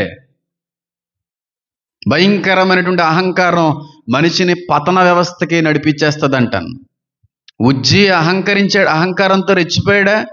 దేవుడు తొక్కాడా లేదా? మామూలు తొక్కుడు కాదు. తొక్కి పాడేస్తే మళ్ళీ బాబోయ్ నాయన నా వల్ల కావట్లేదు నాయన ఈ బలహీనతని చెప్పి ఏడుస్తే మళ్ళీ దేవుడు పట్టుకోవలసిన పరిస్థితి. అహంకారం మంచిది కదా, ఎప్పుడు మంచిది కదా, కానీ చివరి దినాల్లో అంట అహంకారులు ఎక్కువైపోతారని రాయబడిందండి. అహంకారులు ఎక్కువైపోతారంట. భయంకరమైనటువంటి అహంకారం అనేటువంటిది కనబడుతూ ఉంటుంది. ధనాహంకారం ఎక్కువ కనబడుతుంది అనుకుంటా ఉంటాను. ఎందుకంటే నేను ఇది కూడా ఈ విషయాలు గమనించిన తర్వాత నేను ఈ ఆలోచనలోకి వచ్చాను. ఏ లాక్డౌన్ వచ్చినా, లేకపోతే ఏ విధమైన ఫినాన్షియల్ క్రైసిస్ వచ్చినా, ఎన్ని రకాలైనటువంటి యుద్ధాలు జరిగినా మాకు మాత్రం ఏమీ ఇబ్బంది లేదు. మేము ఎక్కడ చెక్కు చెదరం, కావలసినంత మా దగ్గర రెడీగా ఉంది, మేము భయపడము అని చెప్పుకున్నటువంటి 3 దేశాలు: జపాన్, రష్యా, అమెరికా. చాలా ధనాహంకారం వాళ్ళకి. యుద్ధం జరగడానికి కారణం వీళ్ళు వెళ్ళి ఇరాన్ మీద అటాక్ చేశారు. ఇంత భయంకరమైన ఫినాన్షియల్ క్రైసిస్, ఆయిల్ క్రైసిస్ రావడానికి కూడా వాళ్ళే. పైగా ఆయన అంటాడు కదా, ఈ యుద్ధంలో ఎన్నో వేల కోట్లు అయిపోయినాయి ఆ మిజైల్స్కి ఖర్చు పెట్టిందంతా, అదంతా కూడా మాకు ఆఫ్టర్ ఆల్ అన్నాడు ఆ వ్యక్తి. ఆఫ్టర్ ఆల్ బోల్డ్ ఉంది మాకు, ఈ పోతే ఎంత మళ్ళీ సంపాదించగలం. అహంకారం చూసారా? దేశ అధ్యక్షులు ఎలాంటి అహంకారం కనబడుతుందో, అమెరికాలో ఎలాంటి అహంకారం కనబడుతుందో, రష్యాలో ఎలాంటి అహంకారపు మాటలు కనబడుతుంది, ఇజ్రాయెల్ దేశంలో ఎలాంటిదైనా కనబడుతుందని చూసినా ఎక్కడా వాళ్ళు గర్వించరు.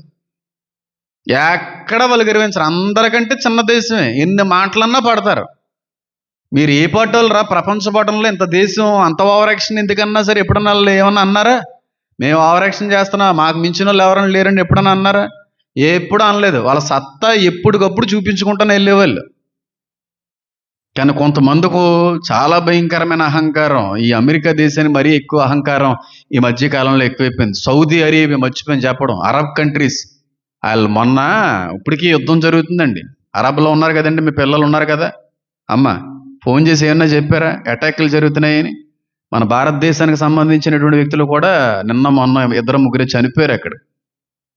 అక్కడ జరుగుతుంది. ఆ కువైట్ ఆ దేశంలో అటాక్లు జరుగుతున్నాయి.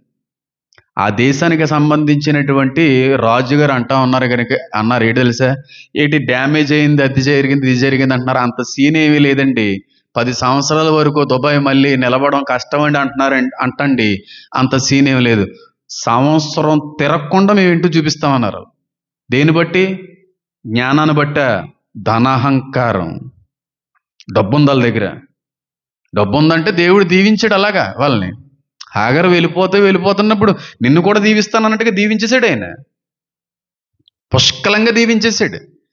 ఈ ఈ ఈ కుమారులకేమో యాకోబు సంతానం, ఇస్సాకు సంతానానికేమో ఆత్మీయ ఐశ్వర్యాన్ని ఇచ్చాడు, పరలోక ఐశ్వర్యాన్ని ఇచ్చాడు.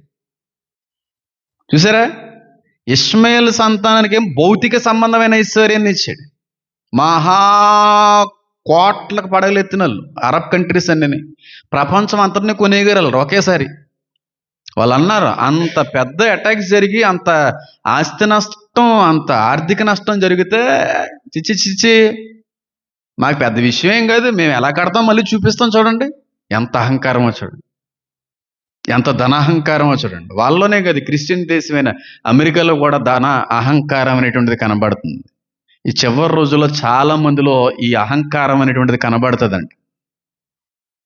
భయంకరమైన యుద్ధాలు, భయంకరమైనటువంటి కరువులు సంభవించి వివిధ రకాలైన దేశ ప్రజలందరూ ఇబ్బంది పడుతూ ఉంటే, కరువుల్లో అతలాకుతలం అయిపోతూ ఉంటే, అహంకారాన్ని చూపించే దేశాలు పుడతాయి. చూడండి, మాకేం పర్లేదు, మీ చావు మీరు చావండి, మీ ఇబ్బందులు మీరు పడండి, మాకైతే ఫుల్గా ఉంది, మాకేం ఇబ్బంది ఏమీ లేదు. గర్వం, ఆ విధమైనటువంటి వైఖరి కనబడుతుంది కొన్ని రోజుల్లో. మీరు చూద్దరు కానీ, నా మాట మీరు అర్థం చేసుకుందరు కానీ. ధనాహంకారం ఇది ఇప్పుడు ఈ మధ్యలో క్రైస్తవ సంఘాల్లో కనబడుతుంది ఈ అహంకారం అనేది. అయితే క్రైస్తవ సంఘాల్లో కనబడేటువంటి అహంకారం ఆత్మీయ అహంకారం కనబడుతుంది, ఆత్మీయకరం. దానితో పాటుగా కులహంకారం కూడా కనబడుతుంది. మన దేశంలో ఉన్న పెద్ద దరిద్రమైన వ్యవస్థ ఏదన్నా ఉందంటే కుల వ్యవస్థే. ప్రపంచంలో మీరు ఏ దేశానికైనా వెళ్ళి ఇండియాలో మీకు నచ్చనిది ఏంటి అని అడిగితే, ఏ దేశానికి సంబంధించిన వ్యక్తి అయినా చెప్పేటువంటిది ఏంటో తెలుసా? క్యాస్ట్ సిస్టమ్ అంటారు. ఇదొక్కటే భారతదేశంలో ఉన్నటువంటి చెడు ప్రభావం. ఇదొక్కటే భారతదేశాన్ని ఎదగకుండా చేస్తుంది. క్యాస్ట్ సిస్టమ్ ఒక్కటే భారతదేశంలో మాకు నచ్చదని చెప్పి ఏ దేశానికి సంబంధించిన వ్యక్తులను అడిగినా చెప్తారు. అవునంటారా కాదంటారా? భారతదేశం ఈ పార్టీకి ఎలా ఉండాలో తెలుసా అండి? ఎలాంటి దేశాలతో సమానంగా ఉండాలో తెలుసా? కానీ ఎందుకు లేకపోయిందో తెలుసా? సిస్టమ్, క్యాస్ట్ సిస్టమ్, కుల వ్యవస్థ దేశాన్ని ఎదగకుండా ఆపేస్తుందంటాను. ఎంతమంది జ్ఞానవంతులు, ఎంతమంది తెలివైనటువంటి వ్యక్తులు ఉన్న పుట్టినటువంటి దేశమో, వాళ్ళు ఎదగడానికి ఆటంకంగా ఉన్నది ఏంటో తెలుసా? కులమే. కులం. నేను విన్నాను, అది ఎంతవరకు ఎక్కడని నాకు తెలియదు. నేను విన్నాను ఎక్కడో ఏదో ఊరిలో ఒక కలెక్టర్ గారు, ఆయన ఒక దళితుడు, ఒక నిమ్న కులాలకు సంబంధించినటువంటి వ్యక్తి. ఆయన కొత్తగా జాయినింగ్ ఆర్డర్స్ పుచ్చుకున్నారు, జాయిన్ అయ్యారు, కలెక్టర్ ఆఫీస్లోకి వెళ్ళారు. ఆ కలెక్టర్ పక్కన బంట్రోతో ఏదో ఒకడు ఉంటాడు చూడండి, ప్యూన్లేగా, వాడు కొంచెం అగ్ర కులానికి సంబంధించిన వ్యక్తి. మరి ఈ కలెక్టర్ గారు రమ్మంటే రావాలి, పొమ్మంటే పోవాలి, అవునా కదా? అది నచ్చక రిజైన్ చేసాడంట. ఏంటి, నేను ఆ వ్యక్తి ముందు సల్యూట్ కొట్టడం ఏంటి, నేను ఆ వ్యక్తికి టీ పంపించడం ఏంటి, ఇవ్వడం ఏంటి, నేను ఆ వ్యక్తి పొమ్మంటే పోవడం, రావడంటే రావడం ఏంటి? నేను అలాంటివి భరించలేను, నా వల్ల కాదు. నా కులానికంటే కొంచెం గొప్ప వాళ్ళు, నా కులానికి సంబంధించిన వాళ్ళు ఎవరన్నా అలా ఉంటే పర్లేదు, కానీ నా వల్ల అయితే కాదని చెప్పి రిజైన్ చేసేసారంట. చూడండి, అంత పెద్ద ఉద్యోగం కూడా కాదు అనుకోవడానికి కారణం ఏంటో తెలుసా? కుల వ్యవస్థ. కులహంకారం ఉందంటారా మన దేశంలో, లేదంటారా? నాకు తెలియకూడతానండి. ఎవరో ఏ కులంలో పుట్టాలి అన్నది వాళ్ళ చేతుల్లో ఉంటుందా? చెప్పండి అమ్మా, ఉంటుందా? ఎవరు ఏ దేశంలో పుట్టాలి అన్నది వాళ్ళ చేతుల్లో ఉంటుందా? ఎవరు ఏ కడుపున పడాలి అన్నది వాళ్ళ చేతుల్లో ఉంటుందా? మరి నీ చేతుల్లో లేకుండా జరిగిన దాన్ని బట్టి నువ్వు గర్వించడం ఏంటి? నువ్వు అనుకుని ఏమన్నా పుట్టావా? నువ్వు అనుకుని ఏమన్నా కుటుంబంలో పడ్డావా? నీకు అనుకోని విధంగా పడిన నీవు ఆ కారణాన్ని బట్టి గర్వించడం ఏంటి? దిక్కుమల కారణం. నేను ఈ మాట ఎందుకు ఎత్తవలసి వచ్చిందంటే, కుల వ్యవస్థ అనేటువంటిది క్రైస్తవ్యానికి సంబంధించింది కాదు. ఎవరికి సంబంధించింది? మనుధర్మానికి సంబంధించింది. అది హైందవ మతానికి సంబంధించినటువంటి వైఖరి. వాళ్ళలో ఉందంటే దానికి ఒక అర్థం ఉంది.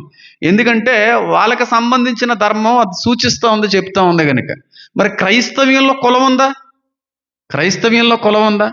మరి ప్రస్తుత దినాల్లో నేను చూశాను, ఒకప్పుడు వరకు ఇలాంటి దిక్కుమాలిన ఇదేమీ లేదు, కానీ ఈ మధ్యన చూశాను చాలా చోట్లకు వెళ్ళడాన్ని బట్టి నాకు అర్థమైంది ఇది. కులం కూడా సంఘాన్ని ఏళ్తుంది. కులం కూడా కొన్ని సంఘాలను ఏళ్తుంది. ఏ సంఘంలో అయితే ఒక కులానికి సంబంధించిన వాళ్ళు ఉన్నారో వాళ్ళకి పదవులు ఎక్కువ ఉంటాయి. నేను చూశాను. ఆ కులానికి సంబంధించిన వాళ్ళందరూ ఒక బ్యాచ్, కొంచెం చిన్న కులానికి సంబంధించిన వాళ్ళందరూ ఒక బ్యాచ్, పెద్ద కులానికి సంబంధించిన వారందరికీ పెద్ద పదవులు, చిన్న కులానికి సంబంధించిన వారందరికీ కూడా అన్నం తినేసిన తర్వాత గిన్నెలు తోమడాలో, కడగడాలో, శుభ్రాలు చేయడాలు, కాళ్ళు పిసకడాలో. ఈ పెద్దోళ్ళందరికీ మాత్రం ప్రెసిడెంట్లు, ట్రెజరర్లు. నేను చూశాను, నేను చాలా ఇబ్బంది పడ్డాను. వాళ్ళు చెప్తారేమో అని అనుకున్నాను కానీ చెప్పలే. తర్వాత నాకు అర్థమైంది, క్రైస్తవ సంఘంలో కూడా కుల వ్యవస్థ అనేటువంటిది వచ్చేసింది. లేదా చెప్పండి, అబ్బాయి మాకు అలాంటిది ఏమీ లేదండి అన్నవాళ్ళు ఎవరైనా ఉంటే, మీ పిల్లలకి ఎంతమందికి కులాంతర వివాహాలు చేశారు? మీలో ఎంతమంది కులాంతర వివాహాలు చేశారు మీ పిల్లలకి? అంటే ఇప్పటికీ కూడా మీరు కులం పట్టుకుని ఏడుతున్నారు. అంటే మీకు కులాహంకారం. ఫీల్ అయితే ఫీల్ అవ్వండి. ఇక్కడ అన్ని కులాల వాళ్ళు ఉన్నారు, నాకు ఇబ్బంది ఏమీ లేదు. అన్ని కులాల వాళ్ళు ఉన్నారు. ఓసీలు ఉన్నారు, బీసీలు ఉన్నారు, ఎస్సీలు ఉన్నారు, అందరూ ఉన్నారు. ఇందులో ఇబ్బంది ఏముంది? నేను అడుగుతున్నాను మిమ్మల్ని, నిజంగా మీలో కులాహంకారం లేకపోతే పెళ్లి చేసే విషయంలో కుల ప్రస్తావన రాకూడదు. మరి మీ జీవితాల్లో వచ్చిందా లేదా? ఎప్పటికీ పెళ్లి చేయడానికి ఈ కులం అయితేనే అనే ఆలోచనతో మీరు ముందుకు వెళ్తున్నారంటే కులహంకారం కాదా? అదేంటండి అలా చూస్తారు నా వంక సీరియస్గాని? ఇబ్బందిగా ఉంటే వెళ్ళిపోండి. ఎవరు రమ్మన్నారు ఇక్కడికి? బోల్డ్ మంది వస్తానంటున్నారు. ఇబ్బంది ఏమీ లేదు. కులగజ్జి ఏదన్నా ఉంటే వదిలికొట్టేయండి చివరి రోజుల్లో. మళ్ళీ చెప్తున్నాను, కులాన్ని ప్రేమించేటువంటి వ్యక్తులు మరొక వ్యక్తిని ప్రేమించలేడు. నిన్ను వాళ్ళని, నీ పొరుగు వాళ్ళని ప్రేమించేటువంటిది ఆ వ్యక్తిలో చూడలేము ఎప్పటికీ. కులాహంకారం, కులాహంకారం క్రైస్తవ సంఘాలను వెళ్తున్న కులాహంకారం. వివాహ వ్యవస్థలో కులం వచ్చేసింది, అన్నిట్లోనే కులమే. నేను ఈ మాట చెప్పొచ్చో చెప్పకూడదు అండి బాబు, నాకు మళ్ళీ చెప్పిన దగ్గర నుంచి మళ్ళీ వెనక్కి తీసుకోవడానికి ఉండదు. లైవ్ వీడియోలు ఎక్కడంటే అది పేరు వద్దులే, మా పేరు చెప్తాను కానీ నేను మొత్తం అందరూ ఆ సంఘానికి ఆ క్యాస్ట్ వాళ్ళే వెళ్తారంట. ఎందుకంటే పాస్టర్ గారు ఆ క్యాస్ట్ కాబట్టి మనోడే అని చెప్పి వెళ్తారంట. వాక్యం చెప్పేటువంటి వాక్యాన్ని బట్టి, వాక్యోపదేశాన్ని బట్టి కాదు వెళ్ళేది, మనోడు కాబట్టి. వెళ్ళే వాళ్ళందరూ అంత ఆ కులానికి సంబంధించిన వాళ్ళే వెళ్తారంట. ఇది ఉందా క్రైస్తవ్యంలో? అసలు కులం ఉందా క్రైస్తవ్యంలో? ఆదిమ సంఘంలో కులం అనే ప్రస్తావన ఉందా? కొంతమంది కులాహంకారం. ఏమండి, మా తాతయ్య గారు అంటూ ఉండేవారు ఈ మాట. చిన్నమ్మ ఏదో ఎత్తినప్పుడు ఏదో అంటూ ఉండేవారు, గట్టిగా ఇచ్చేవాడు.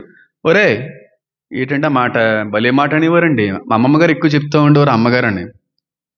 కట్టుకోవడానికి ఏదో ఉండదంట కానీ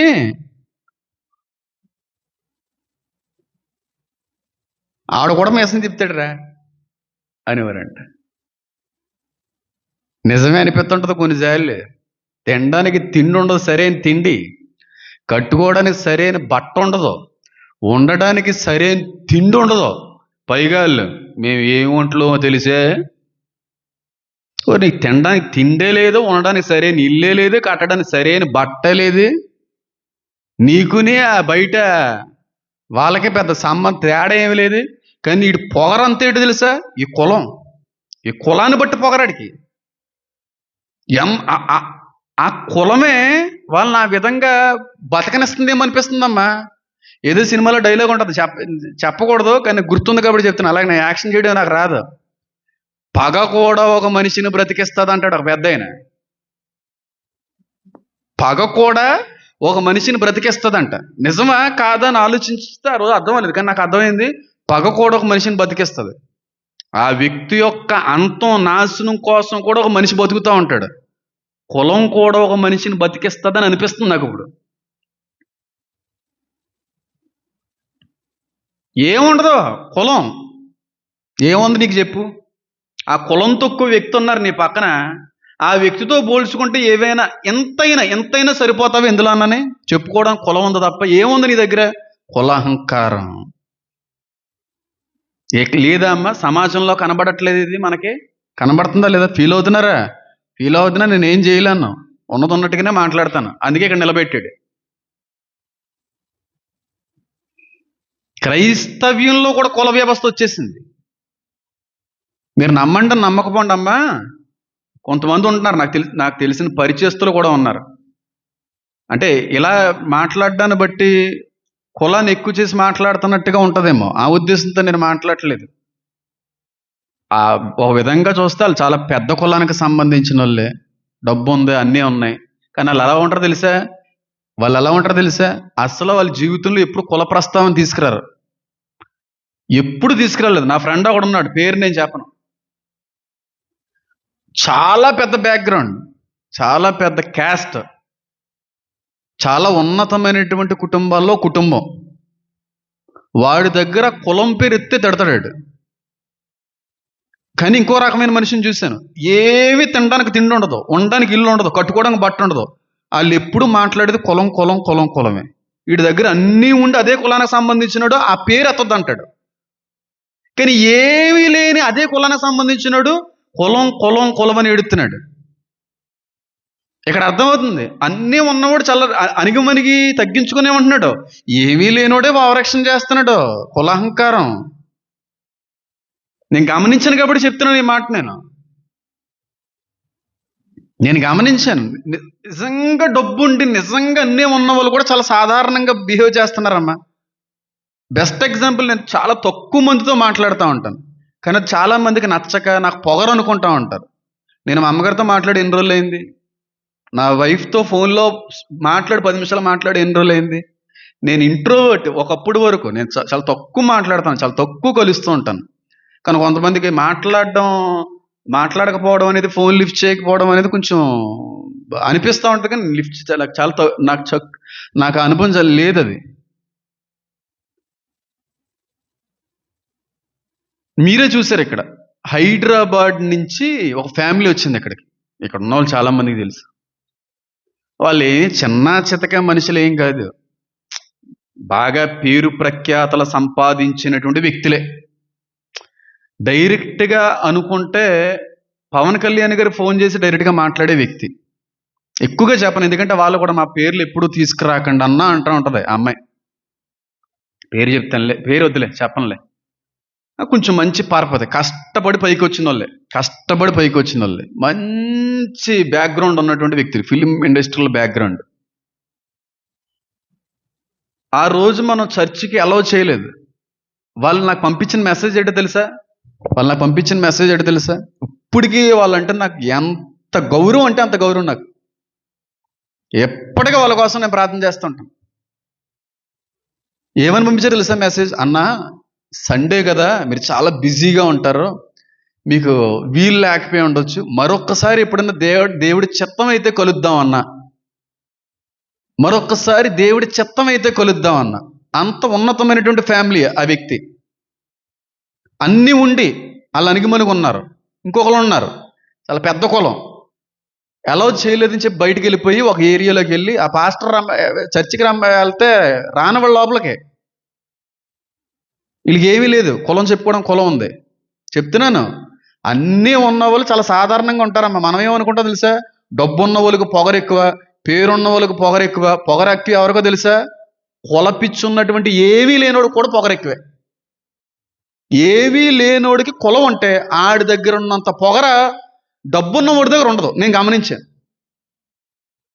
ఏమీ లేనోడు కానీ ఒక మంచి కులస్తుడైతే వాడి దగ్గర ఉన్నంత పొగరు అన్నీ ఉన్న వ్యక్తి దగ్గర కూడా నేను చూడలేదు. నేను చెప్తున్నాను ఈ రోజున గర్వంగా చెప్పగలను, ధైర్యంగా చెప్పగలను. అంత మంచి పేరు, అంత ఉన్నతమైనటువంటి అంత ఉన్నతమైనటువంటి బ్యాక్గ్రౌండ్ ఉన్న వ్యక్తి ఏమో తగ్గింపు, ఏమీ లేదు. కానీ ఆడు కులం ఉంది ఆడికి. ఆ గర్వంతో బయటికి వెళ్ళి మాట్లాడుతున్నాడంట. చూసారా ఎంత అహంకారమో? కుల అహంకారం మనిషిని చీకటికి నడిపించేస్తుంది అంటానమ్మా, నరకాన్ని నడిపించేస్తుంది. అది ఉండకూడదు, ఎప్పుడు క్యాస్ట్ ఫీలింగ్ ఉండకూడదు. క్యాస్ట్ ఫీలింగ్ అనేది పెద్ద కులాల్లో మాత్రమే ఉంటుందా? పచ్చి అబద్ధం అది. అన్ని కులాల్లో క్యాస్ట్ ఫీలింగ్ ఉంటుంది. ఓసీల్లో క్యాస్ట్ ఫీలింగ్ ఉంటుంది, బీసీల్లో క్యాస్ట్ ఫీలింగ్ ఉంటుంది, ఎస్సీ ఎస్టీలు అన్ని క్యాస్ట్లలోని ఫీలింగ్స్ ఉంటాయి. మా ఊడే అనేది ఉంటుంది. ఉండదంటారా? ఇంకొక వ్యక్తి, ఆవిడ పేరు కూడా నేను చెప్పను, వాళ్ళు కూడా చాలా మంచి అనుభవాలు కలిగిన వ్యక్తులు. వాళ్ళు రాజులల్లో. నేను చెప్పాను, ప్రభాస్ గారికి చాలా దగ్గర సంబంధికులు. ఆవిడ కెనడాలో ఉంటారు. ఆవిడ పరిస్థితి ఏం బాగోలేదు, కోర్టు విషయంలో ఇబ్బంది పడుతున్నారు, ప్రార్థన చేయండి. పేరు చెప్తాను అయిపోయిన తర్వాత.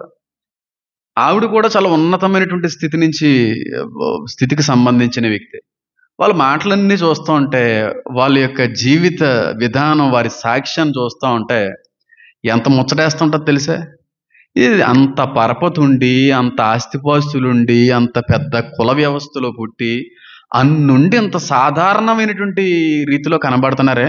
కానీ ఏమీ లేనోడికి కులం ఉంటే ఆయన పట్టుకోలేకపోతున్నావే అని చెప్పి కంపేర్ చేసుకుంటుంటే నాకు బాధేస్తుంది. అంత నిజంగా చెప్తున్నాను, వేరే వేరే కంట్రీస్లో ఉన్నటువంటి వ్యక్తుల దగ్గర ఉన్న తగ్గింపు కూడా మన దగ్గర, మన చుట్టుపక్కల ఏమీ లేనోడు కులం ఉంటాడు దగ్గర ఉండట్లేదు ఆ తగ్గింపు. ఏమన్నా అంటే మేము ఏముంటో తెలుసా, ఏముంటో సహారా ఉంటా, లేకపోతే ఏముంటారా బాబా చెప్పరా? సహారా ఎడారికి సంబంధించిన ఉంటా నువ్వు.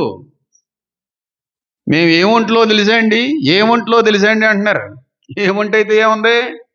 ఏముంటైనా సరే సమాధికి వెళ్ళిపోవలసిందే ఏదో రోజున. కుల వ్యవస్థ అహంకారం ఉండకూడదు. బాగా గుర్తుపెట్టుకోండి, ఈ చివరి దినాల్లో వచ్చేస్తుంది. ప్రాంతీయ అహంకారం ఎక్కువైపోద్ది, మత అహంకారం ఎక్కువైపోతుంది. ఇవన్నీ కూడా స్పిరిచువల్ సెన్స్లో మాట్లాడితే చాలా పెద్ద విషయాలు.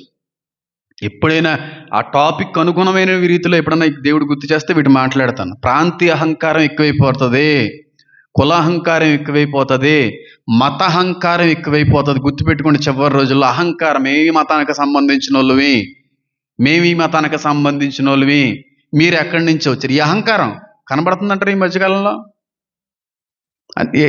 వెళ్ళకూడదు అందులో, కాబట్టి వెళ్ళట్లేదు నేను. సాధారణంగా ఉండడానికి ప్రయత్నం చేయండి. మీరు ఎలాంటి కుల వ్యవస్థలో పుట్టిన వాళ్ళైనా సాధారణంగా చాలా మిక్కిలి సౌమ్యమైనటువంటి జీవితాన్ని జీవించడానికి ప్రయత్నం చేయాలి. కులం ఎప్పుడూ కూడా మనిషిగా చూడనివ్వలేదు. కులం ఎప్పుడూ కూడా మనిషిని వేరుపరుస్తూనే ఉంది. కులం ఎప్పుడూ కూడా మనిషిని అణిచివేయడానికే ప్రయత్నించింది. కులం ఎప్పుడూ కూడా క్రైస్తవ్యానికి సంబంధించింది కాదు.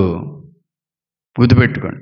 చాలా అహంకారాలు చివరి రోజుల్లో మనకు కనబడతాయి. ప్రాంతీయ అహంకారాలు వచ్చేస్తున్నాయి.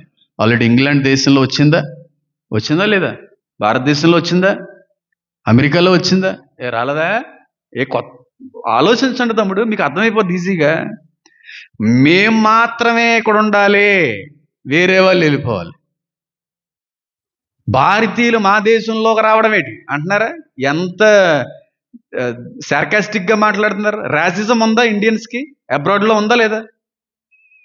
మనం అమెరికా వెళ్ళాలి, కెనడా వెళ్ళాలి, ఆస్ట్రేలియా వెళ్ళాలి, యూకే వెళ్ళాలనుకుంటున్నావా? అక్కడ ఉన్నటువంటి పౌరులందరూ కూడా మనల్ని కుక్కలు చూసినట్టు చూస్తారు. కుక్క కంటే అధ్వానంగా చూస్తారు. అక్కడ క్యాస్ట్ ఏం పనిచేయదు. ఇండియన్ నువ్వు ఇక్కడికి ఎందుకు వచ్చారని డైరెక్ట్గా మాట్లాడుతున్నారు తమ్ముడు. ఆ వీడియోస్ చూస్తుంటే బాధేస్తుంది. రాసిజం ఎక్కువైపోయింది. నల్ల జాతీయులకి, తెల్ల జాతీయులకి. అహంకారమా కాదా? ప్రపంచవ్యాప్తంగా కనబడుతుంది ఇదంతా కూడా. మీ నల్ల దేశానికి సంబంధించిన జాతి ప్రజలు మా దేశాలకు రావడం ఏంటి? నేను మనం చూసాను, చాలా బాధపడ్డాను. ఒక ఇండియన్, మన భారతదేశానికి సంబంధించినటువంటి ఒక పౌరుడు, అమెరికాలో అనుకుంటా, ఒక అమెరికన్ అమ్మాయితో కూర్చొని టేబుల్ మీద మాట్లాడుతున్నాడు. వాళ్ళు రిలేషన్లో ఉన్నారా లేకపోతే ఏంటో తెలియదు. అటు వెళ్ళిపోతున్నటువంటి ఆ దేశానికి సంబంధించినటువంటి వ్యక్తి, ఒరే ఇండియన్ కుక్క, మా దేశం అమ్మాయితో నీకు పనేటరా, చెదగొడేసరి తమ్ముడు ఆ వ్యక్తిని. మీ దేశానికి సంబంధించిన వాళ్ళు మీ దేశస్తులతో ఉండాలి, మా దేశం అమ్మాయిలతో మీరేంటి, మీకు అక్కడ కనబడుతుందా లేదా? ఇండియాలో కనబడుతుందా లేదా? కనబడుతుంది. మనకి వీసాలు ఎవరంట, ఇప్పుడు ఏదో మళ్ళీ కొంచెం కామైంది, కానీ ప్రాంతీయ అహంకారం ఎక్కువైపోతుంది. అయ్యో భయంకరమైన కరువు సంభవించిందే, యుద్ధాల్లో అతలాకుతలం అయిపోతున్నారే, మనం కాకపోతే ఎవరు ఆదుకుంటారు వాళ్ళని అనేది మర్చిపోయి, అంటే ఒక మాటలో చెప్పాలంటే అండి, 19 రాకడ సూచనల్లో కూడా మనకి చెప్పేది ఒకటే, మానవత్వాన్ని మర్చిపోయేటువంటి మనిషిగా మారిపోతున్నాడు మనిషి. మానవత్వం కనబడదన్నమాట. ఇంకా చివరి రోజుల్లో మానవత్వాన్ని కోల్పోయేటువంటి స్వభావం ఎక్కువైపోద్దని అర్థం ఈ 19 రాకడ సూచనలో. మనం చూసుకోపోతే ఎవరు చూసుకుంటారు, అయ్యో అనేది పోయి వాళ్ళు మన దేశానికి సంబంధించిన వాళ్ళు కాదు కదా, మన ప్రాంతీయ ప్రజలు కాదు కదా అనేటువంటి ఒక అభిప్రాయంలోకి వెళ్ళిపోతారంట మనుషులందరూ. ఆల్రెడీ కనబడుతుంది, క్యాస్ట్ సిస్టంలో కనబడుతుంది, వేరే వేరే దేశానికి సంబంధించినటువంటి వ్యవస్థల్లో కనబడుతుంది, వీసాస్లో మనకు కనబడిపోతుంది. వెళ్ళి అమెరికా వెళ్ళి 15 సంవత్సరాలు 20 సంవత్సరాలు ఇప్పటికే వాళ్ళకి అక్కడికి ఆ గ్రీన్ కార్డ్ రాలేదు, ఏడుస్తున్నారు. అంటే మేము ఇండియన్స్ కాబట్టి అన్న ప్రార్థన చేయండి అన్న. ఎన్ని రిక్వెస్ట్లు అంటే రిక్వెస్ట్లో, లేడీస్ జెంట్స్ జాబులు పోయినాయి, నేను ఇలాగా ఎక్కడ ఉంటున్నాను అన్న, ప్రార్థన చేయండి. కొంతమంది జీవితంలో దేవుడు కార్యం చేస్తున్నాడు అనుకోండి, చెప్తున్నాను. ఇప్పుడు ఒక కెనడాలో ఒక అమ్మగారని చెప్పాను, ప్రభాస్ గారు, ఆవిడ రాజులు ఆవిడని. ఆవిడ అక్కడ కష్టపడి ఒక ఇల్లు కట్టుకుంది. మరి చెప్పొచ్చు చెప్పకూడదు, పేరు చెప్పట్లేదులే. ఇల్లు మంచిగా 2 ఫ్లోర్లు మంచిగా ఇల్లు కట్టేసింది. ఆ దేశానికి సంబంధించినటువంటి వ్యక్తులకి అద్దెకిచ్చింది, ఆ దేశానికి సంబంధించిన వ్యక్తికి అద్దెకిచ్చిందంట. అక్కడ అద్దెకిస్తే ఏదో వాటర్ విషయంలోనో వాటర్ పైప్ విషయంలోనో ఏదో అయితే వెంటనే కేసు వేసేసారంట అవతలలో. మేము ఎంత నష్టపోయాం, మాకెంత గౌరవం పోయింది అని చెప్పి ఎన్నో వేల డాలర్లు, $8,000, $1,800, ఎన్నో డాలర్లు కడతానే కానీ కేసు తీయమని. ఏంటి వీళ్ళింట్లో ఉంటూ ఆవిడ మీద అపోజ్. అంటే ప్రాంతీయ విభేదం, ప్రాంతీయ కక్ష, ప్రాంతీయ భేదం. బాధపడుతున్నారు ఆవిడ. వాళ్ళ అమ్మగారు ఏమో పాపం ఓల్డేజ్కి వచ్చేసింది ఆవిడ, చాలా పెద్ద ఆవిడ కూడా నాతో మాట్లాడారు. అసలు అంత పెద్ద ఆవిడలాగే అనిపించలేదు నాకు ఆ స్వరం చూస్తే. పెళ్లి చేసుకోలేదు అనుకోండి, వాళ్ళ కుమార్తె చాలా అద్భుతమైన సాక్ష్యం లేండి. అయ్యి బాబోయ్, నేను ఆవిడతో 20 minutes అంతా మాట్లాడాను, అద్భుతమైన సాక్ష్యం. బియ్యం బస్తాల కోసం సహకరించారని చెప్పాను చూడండి, ఆ వ్యక్తి. ఇప్పుడు ఆ కేసులు నలిగిపోతుందంట ఆవిడ, ఏడుపు ప్రార్థన చేయండి పాస్టర్ గారు, ఇబ్బంది పడుతున్నాం, ఏమీ తోచని పరిస్థితి. అలాగని చెప్పి మీరు అంటా ఉంటారు క్షమించమని, క్షమిస్తాను, ఆ కేసు వదిలేసుకుంటాను, కానీ వాళ్ళు పెట్టరేకపోతున్నారు. అలా మనం చేయకూడదు. మనకు మీద ఎప్పుడూ వాళ్ళకి ఒక వ్యతిరేకమైన భావనేనండి, ప్రాంతీయ అహంకారం. ప్రపంచవ్యాప్తంగా ఈ సూచన కనబడుతుంది. డంబపు మాటల్లో బెంకములాడి వారు ఎక్కువైపోయారు, అహంకారులు ఎక్కువైపోయారు. ఆత్మీయ అహంకారం కూడా ఉందా లేదా? లోకాసు వార్తలో స్పష్టంగా కనబడుతుంది. అలాంటి అహంకారం క్రైస్తవ సంఘాలను కూడా వెళ్తుంది, ఆత్మీయ అహంకారం. ఎంతమంది ఇక్కడ ఆత్మీయ అహంకారులు ఉన్నారు? ఆత్మీయ అహంకారులు, నాకంటే బాగా ఎవరో వాక్యం చదవలేరు, నాకంటే బాగా పాటలు ఎవరో పాడలేరు, నాకంటే బాగా ప్రార్థన ఎవరో చేయలేరు. ఇదంతా ఆత్మీయ అహంకారమే. నాకంటే బాగా వాక్యం ఎవరో చెప్పలేరు, ఆత్మీయ అహంకారమే. గర్వం అనేటువంటి పాపంలో సబ్పాపాలన్నమాట ఎన్నిని, బైపాపాలన్నమాట ఎన్నిని. లోకాసువార్త ఒకసారి చూపించి నేను ఆపేస్తాను, ఇంక చూడండి, ఇది ఒక్కటి చూపిస్తాను. ఎందుకంటే 2 విషయాలు ఒకే రోజున చెప్పడానికి నేను ప్రయత్నించాను కనుక కొంచెం మరి మాట్లాడుకోవాల్సిన అవసరం ఉంది. లోకాసువార్త చూడండి ఒకసారి.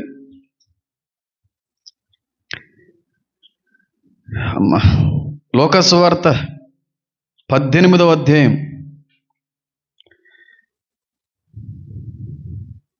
చూడండి, 9వ వచనం.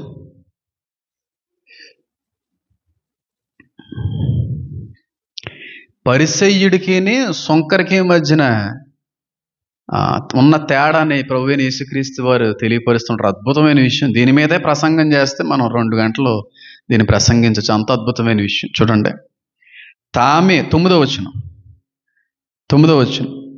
లోకాసువార్త 18:9. ఇది ఆత్మీయ అహంకారం అండి. అహంకారంలో చాలా అహంకారాలు ఉన్నాయి. చెప్పాను కదా, మాట్లాడుకుంటూ 25 అహంకారాలు ఉన్నాయి. 25 పైగానే ఉంటాయి, తక్కువ కాదు. ఇన్ జనరల్ కనబడే 4-5 అహంకారాలు: ప్రాంతీయ, భాష, ధన, కుల, ఆత్మీయ, అందహంకారం, ఇవన్నీ అన్నమాట. కొన్ని ఇన్ జనరల్ చెప్పినాను. ఇది ఆత్మీయ అహంకారం. చూడండి, 18వ లోక 9వ వచనం. తామే నీతిమంతులని తమ్ము నమ్ముకొని ఇతరులను తృణీకరించు కొందరితో ఆయన ఉపమానము చెప్పాను. మేమే భక్తిపరులు, మాకంటే భక్తిపరులు లేరని అనుకుంటున్నారంట అక్కడ ఉన్నటువంటి పెద్దలు, యోధా పెద్దలు, పరిసయ్యులు, సద్దూకీయులు, ప్రధాన యాజకులు, అలా అందరూ ఉన్నప్పుడు మేం చేసిన భక్తి తర్వాతనండి ఎవరిదన్నానే. మాకంటే భక్తి ఎవరన్నా చేయగలరు ఏంటండి?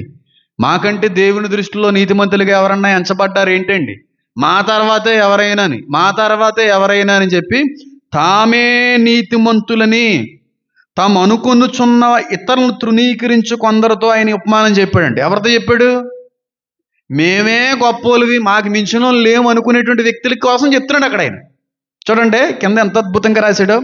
ప్రార్థన చేయుటకే 2 మనుషులు దేవాలయానికి వెళ్ళిరి. ఉపమానం చెప్తున్నాడు. అంటే జరగలేదని కాదు, జరిగినవి ఉన్నాయి. ఆయన ఉపమాన రూపకంగా ఆత్మీయ అర్థాన్ని చెప్పేవి కూడా ఉన్నాయి.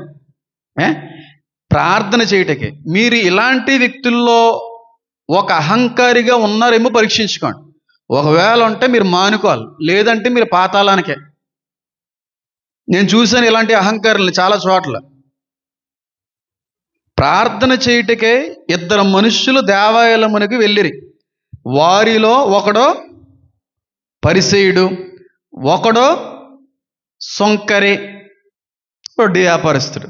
ఒకడు పరిసయ్యుడు, బాగా వాక్యం తెలిసినోడు, అన్ని అంట్లోనే ఉన్న పైన స్థానంలో ఉన్న వ్యక్తి. పరిసయ్యుడు నిలబడి, దేవా, నేను చోరులను, అన్యాయస్తులను, వ్యభిచారులనైనను, ఇతర మనుషుల వలనైనను, ఈ సొంకరి వలనైనను వండనందుకు నీ కృతజ్ఞతాస్తుతులు చెల్లించుచున్నాను. వారము 2 మార్లు ఉపవాసం చేయుచున్నాను. నా సంపద అంతట్లో 10వ వంతు చెల్లించుచున్నాను. తనలో తాను ప్రార్థించుచుండు. ఏమంటున్నాడంటే అండి ఆయన, నాకు మించిన భక్తి ఎవడో చేయట్లేదని ప్రార్థన చేస్తానంట ఆయన దేవుడి మందిరానికి వచ్చి. ఆయన చాలా ఉంది ఇదంతా కూడా. నేను వ్యభిచారం చేయట్లేదు, అన్యాయం చేయట్లేదు, వీళ్ళ వడ్డీ వ్యాపారం కూడా చేయట్లేదు నేను. మళ్ళీ చూడండి, నేనేమి దొంగోండి కాదు. నేను పైగా వారానికి చూడండి 2 మారులు ఉపవాసం ఉండి ఏం చేస్తున్నాను ఆయన? ప్రార్థన చేస్తున్నాను ఆయన. వారంలో శుక్రవారం ఉపవాసం ఉంటాను, మంగళవారం ఉపవాసం ఉంటాను ప్రభువా. నేను ప్రతి నెల నేను 10వ భాగం నమ్మకంగా ఇచ్చేస్తుంటాను ఆయన అని ఒకడు ప్రార్థన చేస్తున్నాడంట. అయితే పక్కన ఉన్నటువంటి శంకరు ఉన్నాడు చూడండి, మందిరం దగ్గర కూడా వెళ్ళకుండా దూరంగా నిలిచిపోయి ఆకాశం వైపు కళ్ళెత్తుటకైనను ధైర్యము చాలక రొమ్ము కొట్టుకొనుచు, దేవా, పాపిని, నన్ను కరుణించమని పలికెను. అతనికంటే ఇతడు నీతిమంతుడిగా తీర్చబడి తన ఇంటికి వెళ్ళని మీతో చెప్పుచున్నాను. తన్ను తాను హెచ్చించుకునేవాడు తగ్గింపబడిననియు, తన్ను తాను తగ్గించుకునేవాడు హెచ్చింపబడిననియు. చెప్పండి.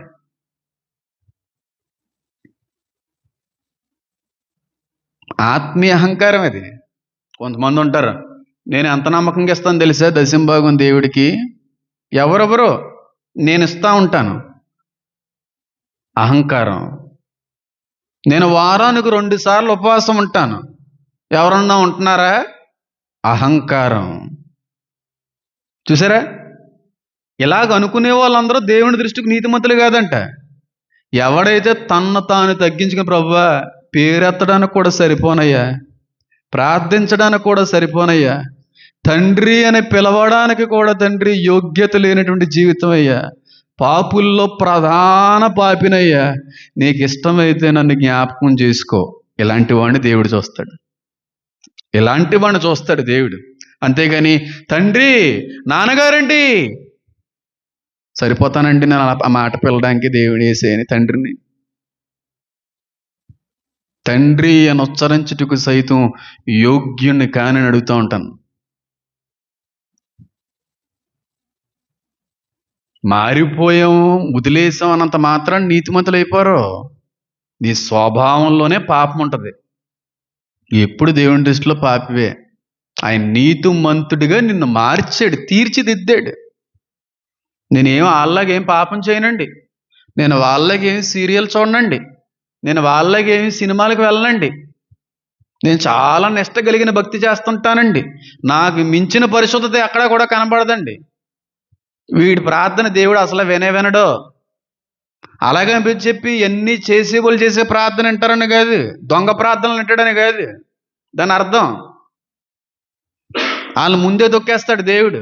నేను మొన్న చాలా ఇబ్బంది పడ్డాను ఒక విషయాన్ని బట్టి. అమ్మ ఇప్పుడు చెప్పకూడదేమోలే, ఎందుకులే ఆ మాట. కాబట్టి ఆత్మీయ అహంకారం కూడా మనల్ని ఏం చేస్తుంది? దేవునికి దూరం చేస్తుంది. ఎప్పుడు దేవుని ఎదుట దేవుని పేరు ఎత్తడానికి మనం సరిపోని జీవితాలమ్మ మనం గుర్తుపెట్టుకోండి. పొరపాటును కూడా ఆయన పేరు ఎత్తడానికి కూడా మనం సరిపోం. అంత నీచమైనటువంటి జీవితాల్ని చేర్చుకున్న దేవుడు గొప్పడు. అంతేగాని నేను మారిపోయాను, నేను పరిశుద్ధిని, నేను ఉపవాసాలు ఉంటాను, బోల్డంత కానుకిస్తూ ఉంటాను, అది కాదు దేవుడు వినేది. నేను ఎప్పటికే పాపినయ్యా, నేను ఎందుకు సరిపోనయ్యా, ఏ విధంగా కూడా మేము పిలవడానికి అర్హత కోల్పోయిన వ్యక్తినయ్యా, ఏ నోరు పెట్టుకుని ఏ ధైర్యంతో నేను పిలగలనయ్యా, నాకు ఏ అర్హత ఉందయ్యా, పాపుల్లో ప్రధాన పాపుణ్ణయ్యా. అలాంటి వాళ్ళని ఉంటాడు దేవుడు. ఇచ్చేసేవాళ్ళని చేసేసేవాళ్ళని కాదు, వాళ్ళ వాళ్ళ మనస్సాక్షిని, వారి హృదయాంతరంగాల్ని చూసే దేవుడు. పిలగలమా మనం దేవుడని, యేసే అని పిలవడానికి మనం సరిపోతామా? తండ్రి అని పిలవడానికి మనం సరిపోయే జీవితాలా? కానీ జనాలు అనుకుంటారు తండ్రి అని పిలిచేస్తానో ఇంకోటి పిలిచేస్తానో దేవుడు. అంత సీన్ ఏమి లేదు. తాను దేవుడి దగ్గరికి వచ్చేటప్పుడు తగ్గించుకోవాలి. ఆత్మారాధనలో నేను ఈ విషయాన్ని చెప్పుకొని వచ్చాను. చాలా మందిలో ఈ అహంకారం కనబడుతుంది. నేను కొన్ని ప్రదేశాలకి వాక్య నిమిత్తం వెళ్ళే పరిస్థితులు నేను గమనించాను. వాళ్ళు ఎలా ఉంటారంటే అండి, చాలా సాధారణమైన వ్యక్తుల్లా కనబడతారు, కానీ చాలా గొప్ప భక్తిపరులు. అలా చాలా గొప్ప భక్తిపరులు, కానీ చాలా భక్తిపరులలో కనబడుతుంటారు చూడండి. వాళ్ళలో ఉన్నంత దరిద్రమైన అనుభవాలు ఇంకెవరిలోనూ ఉండవు. నిజంగా చెప్తుంటాను, నిజంగా గమనించాను.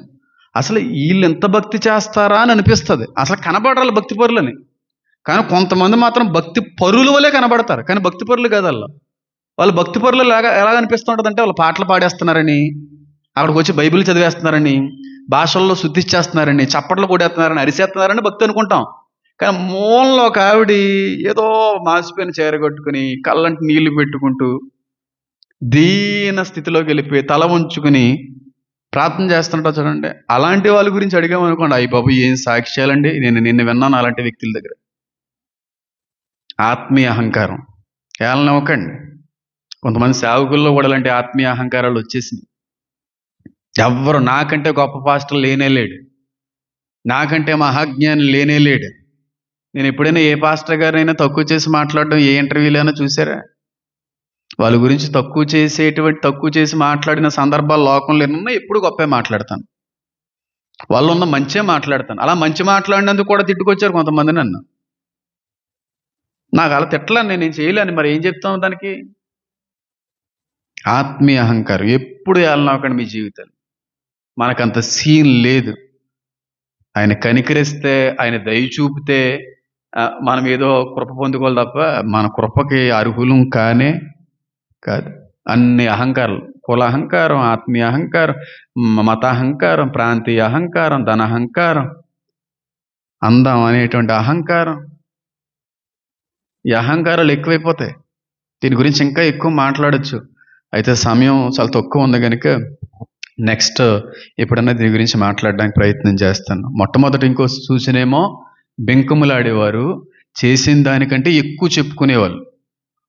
రెండోదేమో అహంకారులు, గర్వానికి సాదృశ్యకులు అన్నమాట వీళ్ళందరూ. అసలు ఈ అహంకారం ఉన్నవాళ్ళండి, ఈ అహంకారం ఉన్నవాళ్ళు, కుల అహంకారం ఉన్నటువంటి వ్యక్తుల్లో ఖచ్చితంగా ఈ క్యారెక్టర్ కనబడుతుంది. పాస్టర్ గారు ఏమైనా అన్నా పడరాళ్ళు. పడలేరాళ్ళు. ఎందుకు పడలేరో తెలుసా? కులహంకారం, డబ్బు అహంకారం, ఆస్తి అహంకారం, ధనాహంకారం ఉన్నటువంటి వ్యక్తులు నిలబడి మాట్లాడుతున్నటువంటి సేవకుడి యొక్క గద్దింపును కూడా వాళ్ళు లెక్కలేనితనంగా చూస్తారు, చేతకానితనంగా చూస్తారు. నేను ఎందుకు పడాలి? ఏదో అహంకారం. అయితే డబ్బు అన్నా ఉండాలి, నీ దగ్గర కులం అన్నా ఉండాలి, లేకపోతే ఇంకోటి ఏదన్నా ఉండాలి. అస్సలు ఒకళ్ళ దగ్గర నుంచి మాట పడ్డానికి సహించరాలు. వాళ్ళందరూ కూడా ఒక రోజున తొక్కి వేయబడ్డానికి దగ్గరగా ఉన్నారని అర్థం. వాళ్ళ నాశనానికి చాలా సమీపంగా ఉన్నారని అర్థం.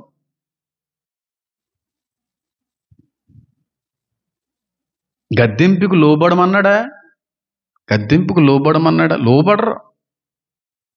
నేను విన్నాను, చాలా బాధేసింది నాకు ఈ విషయం కూడా. పాస్టర్ గారు ఏదో వ్యక్తిని సంఘం అందరి ముందు ఏదో అన్నాడంట, కోపంలో కొంచెం బరస్ట్ ఏయటం ఎలాగని చెప్పి. చర్చ అయిపోయిన తర్వాత వాళ్ళ ఆయన గారికి ఫోన్ చేసి వాళ్ళ వాళ్ళందరినీ పిలిపించి చెదగొట్టేశారంట పాస్టర్ని. పాస్టర్ని కొట్టేశారంటరా. నన్ను అంటాడా పాస్టర్ అందరి ముందుని?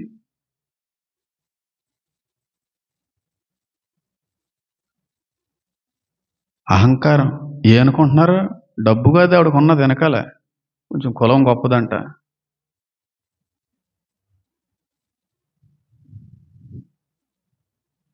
ఇలా అనకూడదు కానీ 2 నెలలు తిరగకుండా వాళ్ళ ఇంట్లో 2 వ్యక్తులు కోల్పోయారు. 2 వ్యక్తులు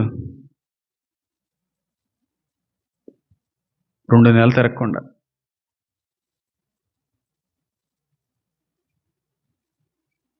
మంచి కదా అహంకారం. ఏమో ఎవరు అలా ఉంటారో నాకు తెలియదు కానీ నా సంఘానికి, నా ఫాలోవర్స్కి ఒకటే చెప్తాను. ఎన్నున్నా లేకపోయినా, కులం ఉన్నా ఆస్తి ఉన్నా ఏమున్నా తగ్గింపుతోనే బతకాలంటానండి. ఏవీ లేనట్టుగానే బతకాలి. అన్నీ ఉన్నా సరే. ఏదో డైలాగ్ కూడా ఉంటుంది, ఎక్కడ నెగ్గాలో కాదు ఎక్కడ తగ్గాలో తగ్గినోడే హీరో ఏదో అంటారు కదండి. అదంతా బైబిల్ కోటేషన్ చేసిందే కదా, బైబిల్ కోట్ చేసిందే. తగ్గినోడే హెచ్చించబడతాడు ఎప్పుడైనా సరే. పేరైతే ప్రస్తావించను. మొన్న ఒక డిస్కషన్ అయింది, కొంచెం గట్టిగానే మాట్లాడా. నా పక్కన నా కొడుకు కూర్చున్నాడు ఇంటర్వ్యూలో, స్లోగా మాట్లాడాడు బాబు. అయిపోయిన తర్వాత షూ వేసుకున్నాను, ఎందుకంటే షూ కూడా వేసుకున్నాను. నాకు 2-3 చెప్పారు ఇంటర్వ్యూర్స్, అన్న షూ వేసుకోండి అన్న, ఇంటర్వ్యూ చేసేటప్పుడు షూ పక్కన ఇప్పేస్తారేటన్నా, కాలు మీద కాలు వేసుకోండి అన్న సోఫా మీద ఇంటర్వ్యూ చేస్తున్నప్పుడు. అన్నా నేను దేవుని వాక్యాన్ని ప్రకటిస్తున్నానన్నా, నేను ఆయన గౌరవించాలి. షూ వేసుకుని ఆయన గురించి నేను మాట్లాడలేను, కాలు మీద కాలు వేసుకున్న దేవుణ్ణి ఇక్కడ ప్రకటించలేను. అడగండి కావాలంటే, ఎప్పుడన్నా నెంబర్ ఇస్తాను డైరెక్ట్గా. ఇంటర్వ్యూ చేసి వాళ్ళు కాలు మీద కాలు వేసుకుని కొంచెం బాగా కనబడతారు కదండి, సమస్య లేదు. మొన్న కరుణాకర్ గారితో కూడా పక్కన ఆయన ఎలా ఉన్నా కూర్చున్నారు, నేను చూడలేదు. పక్కన షూ ఇప్పేసి పక్కనే. అయిపోయిన తర్వాత మనసులో చిన్న ప్రార్థన, షూ వేసుకొని చేయి పట్టుకొని, ఒకవేళ తెలిసి తెలియకుండా ఏదన్నా మాటలను బట్టి మిమ్మల్ని ఏమన్నా బాధపట్టేనేమోండి, దాన్ని క్షమించండి. ఏమో తెలిసి తెలియకుండా ఎక్కడన్నా ఏదన్నా మాట అంటే ఆ గాయమైందేమో, ఆ మాటలకు మళ్ళీ నేను లెక్క చెప్పాలి కదా, మళ్ళీ దేవుడికి సేవకుడిగా ఉన్నాననే భయం, అంతే. అస్సలు గర్వం ఉండకూడదు ఎక్కడ. గర్వం వేరు, అహంకారం వేరులేండి. గర్వం నుంచి పుట్టేటువంటి బై పాపాలి అని, బై ప్రొడక్ట్స్ లాగా అహంకారం అనేది. ఇప్పుడు రానవ్వకండి సుమ్మా. ఇక్కడ అన్ని కులాల వారికి సంబంధించిన అన్ని కులాల వాళ్ళు ఇక్కడ ఉన్నారు. ఎప్పుడు ఆ కుల వ్యామోహం అని, కుల గర్వం అనేది మీలో రానివ్వకండి. అందరినీ సమానంగానే చూస్తున్నారు, కాదంటలేదు. ఎప్పుడన్నా ఆ సైతాన్ని గడి పెడతాడేమో అని భయం, అంతే. అందరం కలిసిమెలిసి బాగానే వెళ్ళిపోతున్నారు. ఎప్పుడు కులపిచ్చి ఉండకూడదు. మళ్ళీ చెప్తున్నాను చూడండి, కులహంకారం ఉందా, నిన్ను నీ బిడ్డలను దేవుడు కొట్టేస్తాడు. మాటకు ముందు మాటకు వెనకాల మనోళ్ళే ఏట్రా నీ మనోళ్ళే, ముఖం పళ్ళు మొత్తం లాగేయాలి కానీ ఇలాంటి వాళ్ళని మనోళ్ళు అంట. మనోళ్ళు ఎవడ మనోళ్ళు? అందరం మనోళ్ళే. అందరం మనోళ్ళు కాదు. చచ్చిపోతే మనోడు వచ్చి పెడతాడు అక్కడ. నేను అడుగుతున్నాను తమ్ముడు, నిన్ను ఉద్దేశించి అంటలేదు, నువ్వు కొంచెం అప్పర్ క్యాస్ట్ ఫెయిల్ అవే కాదని అనట్లేదు. చచ్చిపోయారు అనుకోండి, అక్కడ సమాధి దగ్గర గొయ్యి తీసేదేవాడండి? ఏ క్యాస్టోడు తీస్తారండి? ఆడు గొయ్యి తీయకపోతే నీ శరీరం కుళ్ళిపోద్ది. అక్కడ ఎవడ సమాధి పెట్టెలు తయారు చేస్తారండి? ఆ ఆ కులానికి సంబంధించినోడు సమాధి పెట్టి చెయ్యకపోతే నీ శవం కనీసం ఇంటి దగ్గర నుంచి కూడా కదలదండి. నీ శవం మీద పువ్వులు వేస్తున్నారు చూడు, అది అమ్మేది ఎవరండి? అక్కడ కులం రావట్లేదండి? రమ్మనండి. మా కులమోడే గొయ్యి తీయాలని చెప్పి మీ కులమోడితో గొయ్యి తీయించండి, నేను సన్మానం చేస్తాను ఆ వ్యక్తికి. నీ కులం సంబంధించిన వ్యక్తిని తీసుకుని వచ్చి గొయ్యి తీయించు, నువ్వు చచ్చిపోతే. ఓ పెట్టి కట్టించు, నువ్వు చచ్చిపోతే. ఎక్కడి నుంచి వచ్చింది ఆ దిక్కుమాల వ్యవస్థ? మనకు అవసరం అది? మా ఇంట్లో వాళ్ళు కానీ ప్రసన్న గారి దగ్గర ఎవరన్నా అలాంటి ఎప్పుడన్నా చూపించారా? అలాంటి ఆ క్యారెక్టర్ ఎప్పుడన్నా కలిగి ఉన్నారా? మీ దైవజనుల దగ్గర ఎప్పుడన్నా చూసారా అలాంటి క్యారెక్టర్? చూసారా? లేదే. ఎక్కడి నుంచి వస్తున్నాయి తమ్ముడు ఇవన్నీ? ఇంకా కుల వ్యవస్థే. అమ్మ పెళ్లి చేయాలంటేనండి మా ఒంట్లో అయితేనే పెళ్లి చేస్తామండి, మీ ఒంట్లో అయితేనే సమాధి కూడా తీయించండి. రేపు రోజున తీయనమని నేను ఏదన్నా అయినా సరే మీ వాళ్ళతోనే తీయించండి, అప్పుడు కానీ నేను పెట్టనంటాను. అప్పుడు ఏమవుతురా నీకు పరిస్థితి? చెప్పండి అమ్మా, నేను అడుగుతున్నాను. ఇప్పుడు వ్యాపారస్తులు ఉన్నారు ఇక్కడ, చాలా వ్యాపారాలు చేసే వాళ్ళు ఉన్నారు. మా ఊళ్ళకే అమ్ముతానండి నేను. బ్రతకగలమా మనం? మంచిది కాదు. ఆ కులాహంకారం వల్ల కూడా మన జీవితాలు ఎదుగు బొదుగు ఉండదు, జీవితాలు వర్ధిల్లవు. అది శాపానికి దారితీస్తుంది, గుర్తుపెట్టుకోండి. క్రైస్తవుల్లో ఉండవలసిన ఏకైక అనుభవం, నిన్ను నువ్వు ఎలా ప్రేమించుకుంటున్నావో ఇతరులను కూడా అలాగే ప్రేమించగలగాలి. అందరూ సమానమే, కాదు కూడదు అన్నాం అనుకొని ఇష్టం. కానీ అహంకారాలు ఎక్కువైపోతాయంట చివరి దినాల్లో. కళ్ళు మూసుకుందాం, ప్రార్థన చేసుకుందాం. అమ్మా.